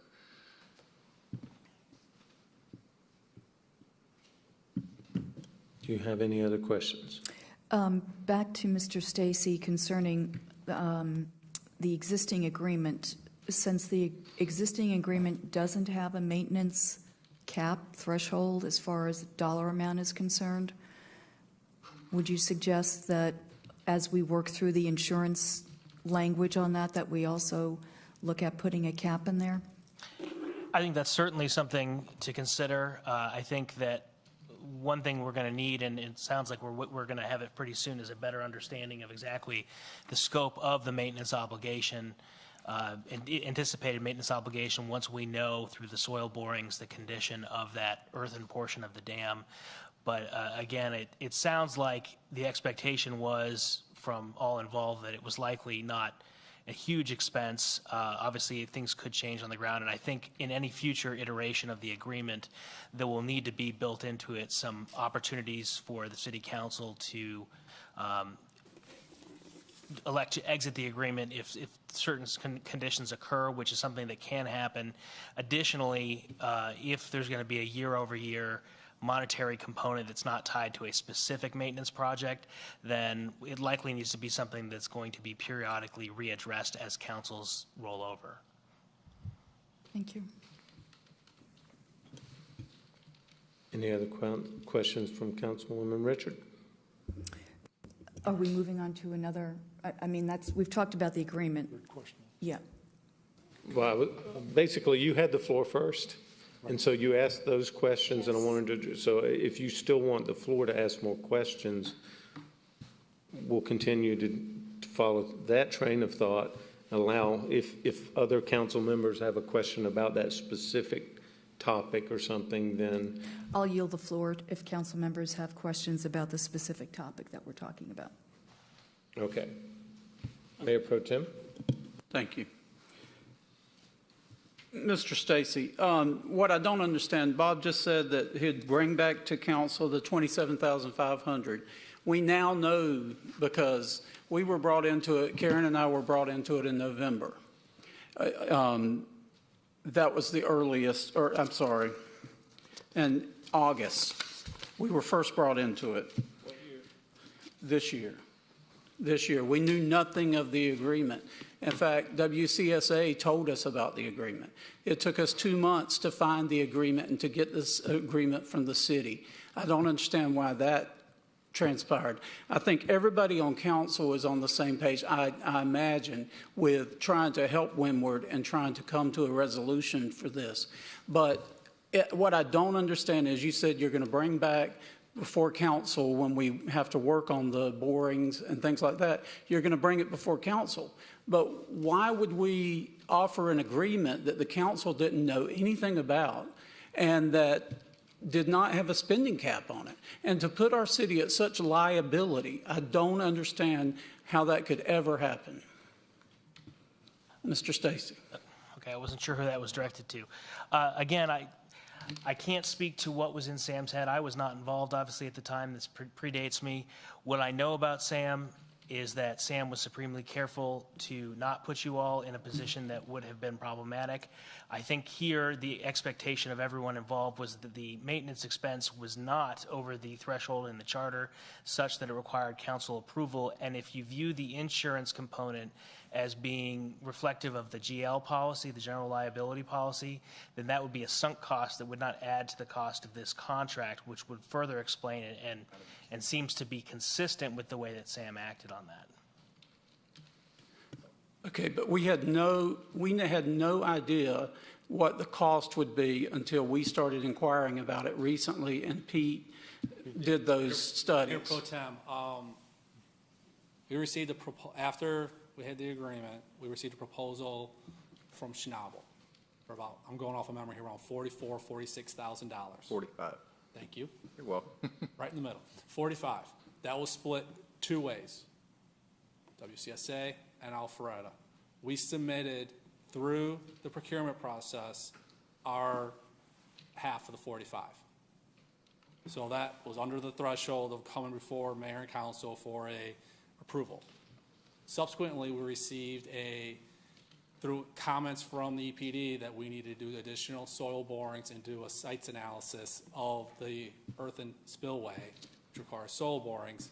That Bob just presented everybody. It came in an additional $26,000, which is still $13,000 each way.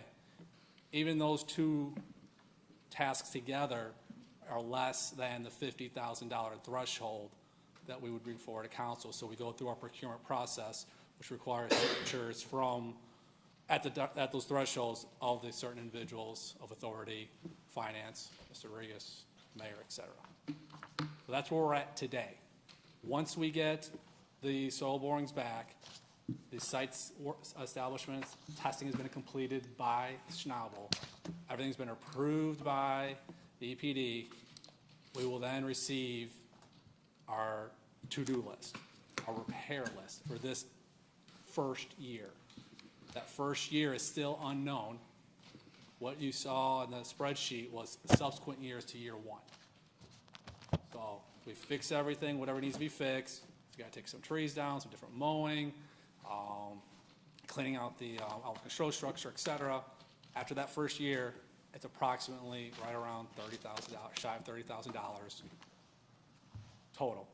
Half, 50-50, we still move forward with the agreement per year to do preventative maintenance based off of Schnabel's recommendations. Thank you, Mr. Sasevich. But that's where we are today. When the agreement was signed, we had no idea what the amount was. And the council was not included in making a decision on an agreement that was so important. That's what my point is. Today, we know the boring's going to cost a certain amount. When this was signed, we had no idea, but yet you all considered it you all considered that it was only the mayor who had to sign that, not knowing any figures on how much this would cost and what liability it presented to us, much less to Windward. That's the issue tonight. Pete, as I recall, when Sam presented that document to me, he was confident it was going to be less than the $25,000. And if he didn't have a written estimate, I think he was under the assumption that you had presented an estimate of what that cost was going to be. Do you recollect that? We've had conversations with Schnabel, who believe the number is low based off of the current condition that they have seen. They've been monitoring that dam for 20 plus years. So based off of their history of other dams in the area, as well as looking at this one, they thought what would be done would be minimal. But you don't recall having given Sam any estimate of what the... I do not recall. The only estimate I gave him was that initial proposal to get it into the Category 1 compliance through EPD. Okay. Thank you. Any further questions, Mayor Pro Tem? Any other questions from council at this time? Councilwoman Richard. Thank you, Mr. Mayor. Two things. There's been I've been asked, I've received a lot of calls from Windward residents in the last 2 weeks concerning comments and statements that have been made about the situation regarding the dam reclassification. And one of the popular rumors is that the Eastgate subdivision is what triggered the state to change the classification of the dam. Can you comment on that, Pete? I think.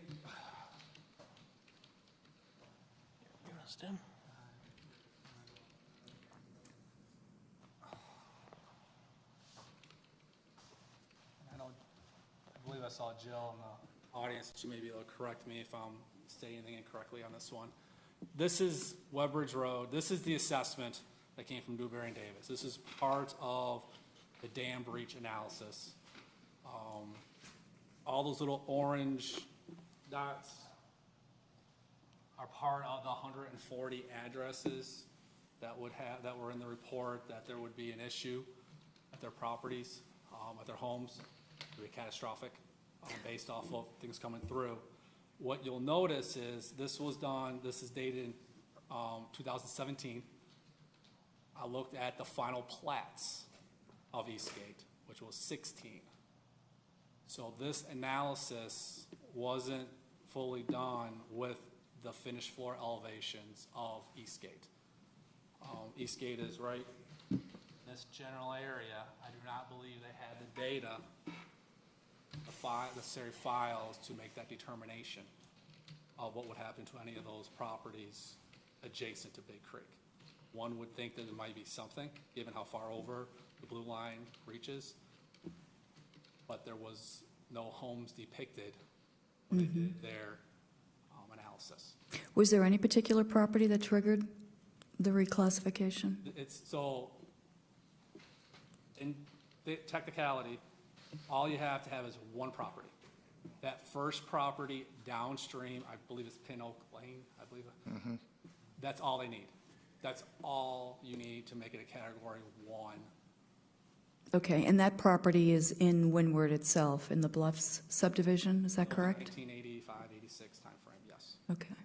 So they cited that property, but there's 141 other additional properties? They cited that, they're done. EPD's done. We had an analysis so that our wonderful public safety individuals, if something like this would occur, knew where to go to. Part of our emergency response plans, emergency action plans, EAP, another abbreviation. Okay. And my last question is, there, again, a lot of rumors and misinformation being bantered about. Is there, in all of the emails that transpired in 2018 through the signing of the contract, were any council liaisons copied in on any of the communication? Not that I'm aware of. No? I don't believe so. Okay. Thank you. Any other questions from council? Well, this isn't a voting item. This is a workshop. There were a couple of things I had hoped to come out of this workshop, understanding, given direction to staff. The first was we needed to establish how did that agreement come to be, whether it was legally valid. And the second was, okay, some council members I've spoken to were wanting to take an opportunity to limit the liability under the current agreement. And then the third is the current request from Windward homeowners for total indemnity. I think my initial thought was, since we want to, both parties seem to want to amend the existing agreement, that we tie those two together and try to resolve this in a way rather than taking those separately as far as adding a limit and then trying to renegotiate. Now, I'm not an attorney. I don't even stay in a Holiday Inn Express. But I think the challenge would be trying to resolve a liability limit to the expenses with Windward when they really have no incentive until we help resolve the overarching issue. So my recommendation, unless any council members think differently or have any other suggestions, would be as quickly as possible, let's engage the 2 council members that have been involved in this process since August and myself, along with staff, to try to reach some type of new agreement. And everything's on the table. The total indemnity we have to find out more about, but I've been having conversations with state representatives, and actually I wanted to see what the outcome of this was. I think it's worthwhile to call the Georgia Insurance Commissioner and ask for some clarity on how these rates are dealt with by other communities in the state and whether there's some challenge. I don't understand, with all the dams that are in the state of Georgia, how all of a sudden the risks are so great now that communities can't even afford to pay liability insurance on their dams. So I think there's a big problem here. We need to look at a lot of different ways to resolve it between our taxpayers and our community and the residents of Windward. That would be my recommendation, is to tie it all together and have a cooperative effort to try to get it resolved where everybody's reasonably satisfied. I would agree. I think it makes sense to do it together for sure. Can I add one thing just to clarify a point that I made? When I talked Absolutely. Thank you. When I talked about in a subsequent agreement that obviously everybody's on board with trying to get a resolution that's going to work here, when I talk about having an out and making sure that it's reaffirmed by year over year or council over council rather, that is not in derogation of Windward. That is actually to help this agreement be enforceable and make sure that it's enforceable for the long term. I just wanted to make sure that was clear. I understood that, but those that aren't on council yet and haven't been through this may not. There are limits to how we can obligate future councils. And so in a contract or an agreement or anything like that that would be sort of ever is just not legal. It's not legally enforceable. That's why we do MOUs for typically a 5-year or 10-year period. So thank you for clarifying for anyone that may not know. I think pretty much everybody up here probably gets that part. Any other comments about how to proceed from this point, or any other questions for staff at this time? Mayor Pro Tem? I would like to make a comment. The emails that have gone out, it was on, I have the email right here.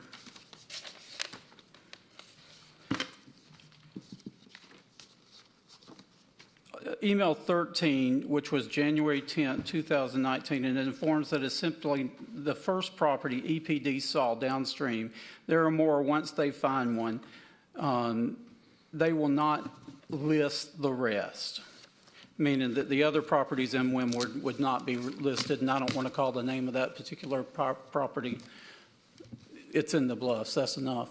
But to suggest and use this as a political football, to suggest that it was something a previous council and myself voted on to keep the city from getting sued because it was a litigation issue and a property rights issue is very demeaning to me. And I want to make sure that the next time we as a council ask for a document, it doesn't take us 2 months to get it from the staff. I appreciate you all. You all are top notch 95% of the time. But on this one, the ball was let down. And it felt like a very secretive thing that didn't get out. It felt like it was done in the dark of night. And when Karen and I were working with WCHA trying to find a solution, how can we help this situation, and we have no knowledge of this agreement, that's egregious. It is absolutely egregious and shouldn't happen anymore from staff or our mayor or anyone else. So that's all I have to say. And Mr. Mayor, if I could, Councilman Hipes. echo Councilman Mitchell's comments when he received a legal opinion on this very issue on August 16th, and he first disclosed it to me last week and sat on a legal opinion while this was going on for 2 months. I would concur with Councilman Mitchell that when information comes to light, that you share it with council. And I would like to respond to that. All right, gentlemen. No, I want to don't think respond. This is a productive. constructive response. That email was shared with the mayor. It was shared with executive staff. And because it was a legal issue, they had the responsibility, and our lawyer had the responsibility of sharing that with the rest of council. That was not my responsibility at that point.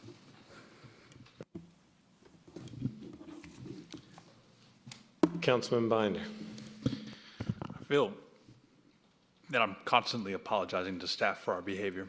At the end of the day, it's been a few years on this. So whatever y'all need to move this ball forward, I would suggest, you come and see us. I prefer it be the group of 7, just total transparency and there and then on there, because we'll back with whatever you said, and we'll put the political footballs, I think, back in the shed. So appreciate y'all what you're doing, but let's just get it done, because Windward's been waiting on this for 2 years, and we got to get to work. Any other comments from council at this time? One last. You just had to bring something else. Please, Pete, you have the floor. The schedule, so people are aware. Talking to Schnabel, we could be looking at another 6 to 9 months once they get the test results done to receive approval. So I don't want anyone to think that once they get these results done, we're coming back and we're going quick. It's going to take some time to go through their review process. Schnabel is very good. They have their connections. They have been very expedient so far, but they have a review process, the state does. So once we get the review and once we get approvals, we'll bring everything back forward for mayor and council for full review. Thank you for that. And in the meantime, we'll continue to work with representatives of Windward and WCSA.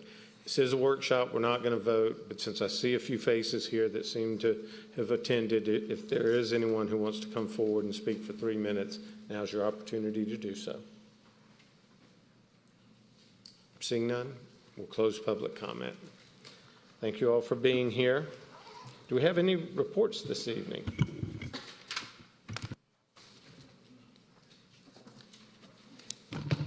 Mr. Any Mayor, public comment? I'm Yes. sorry, we do have, I don't believe he is here any longer. Okay, yeah, we had a comment card submitted by John McLaughlin, but he left. Talked to him before the meeting. I'm trying to think what it was he was asking. I won't try to speak for John McLaughlin. So, are there any reports? Well, unfortunately, ladies and gentlemen, we are going to have to call for a motion to adjourn into executive session at this time. Second. We have a motion by Councilman Merkel, a second by Councilman Binder. All those in favor, just raise your right hand. And it is unanimous. Thank you, ladies and gentlemen. Appreciate your patience and your support.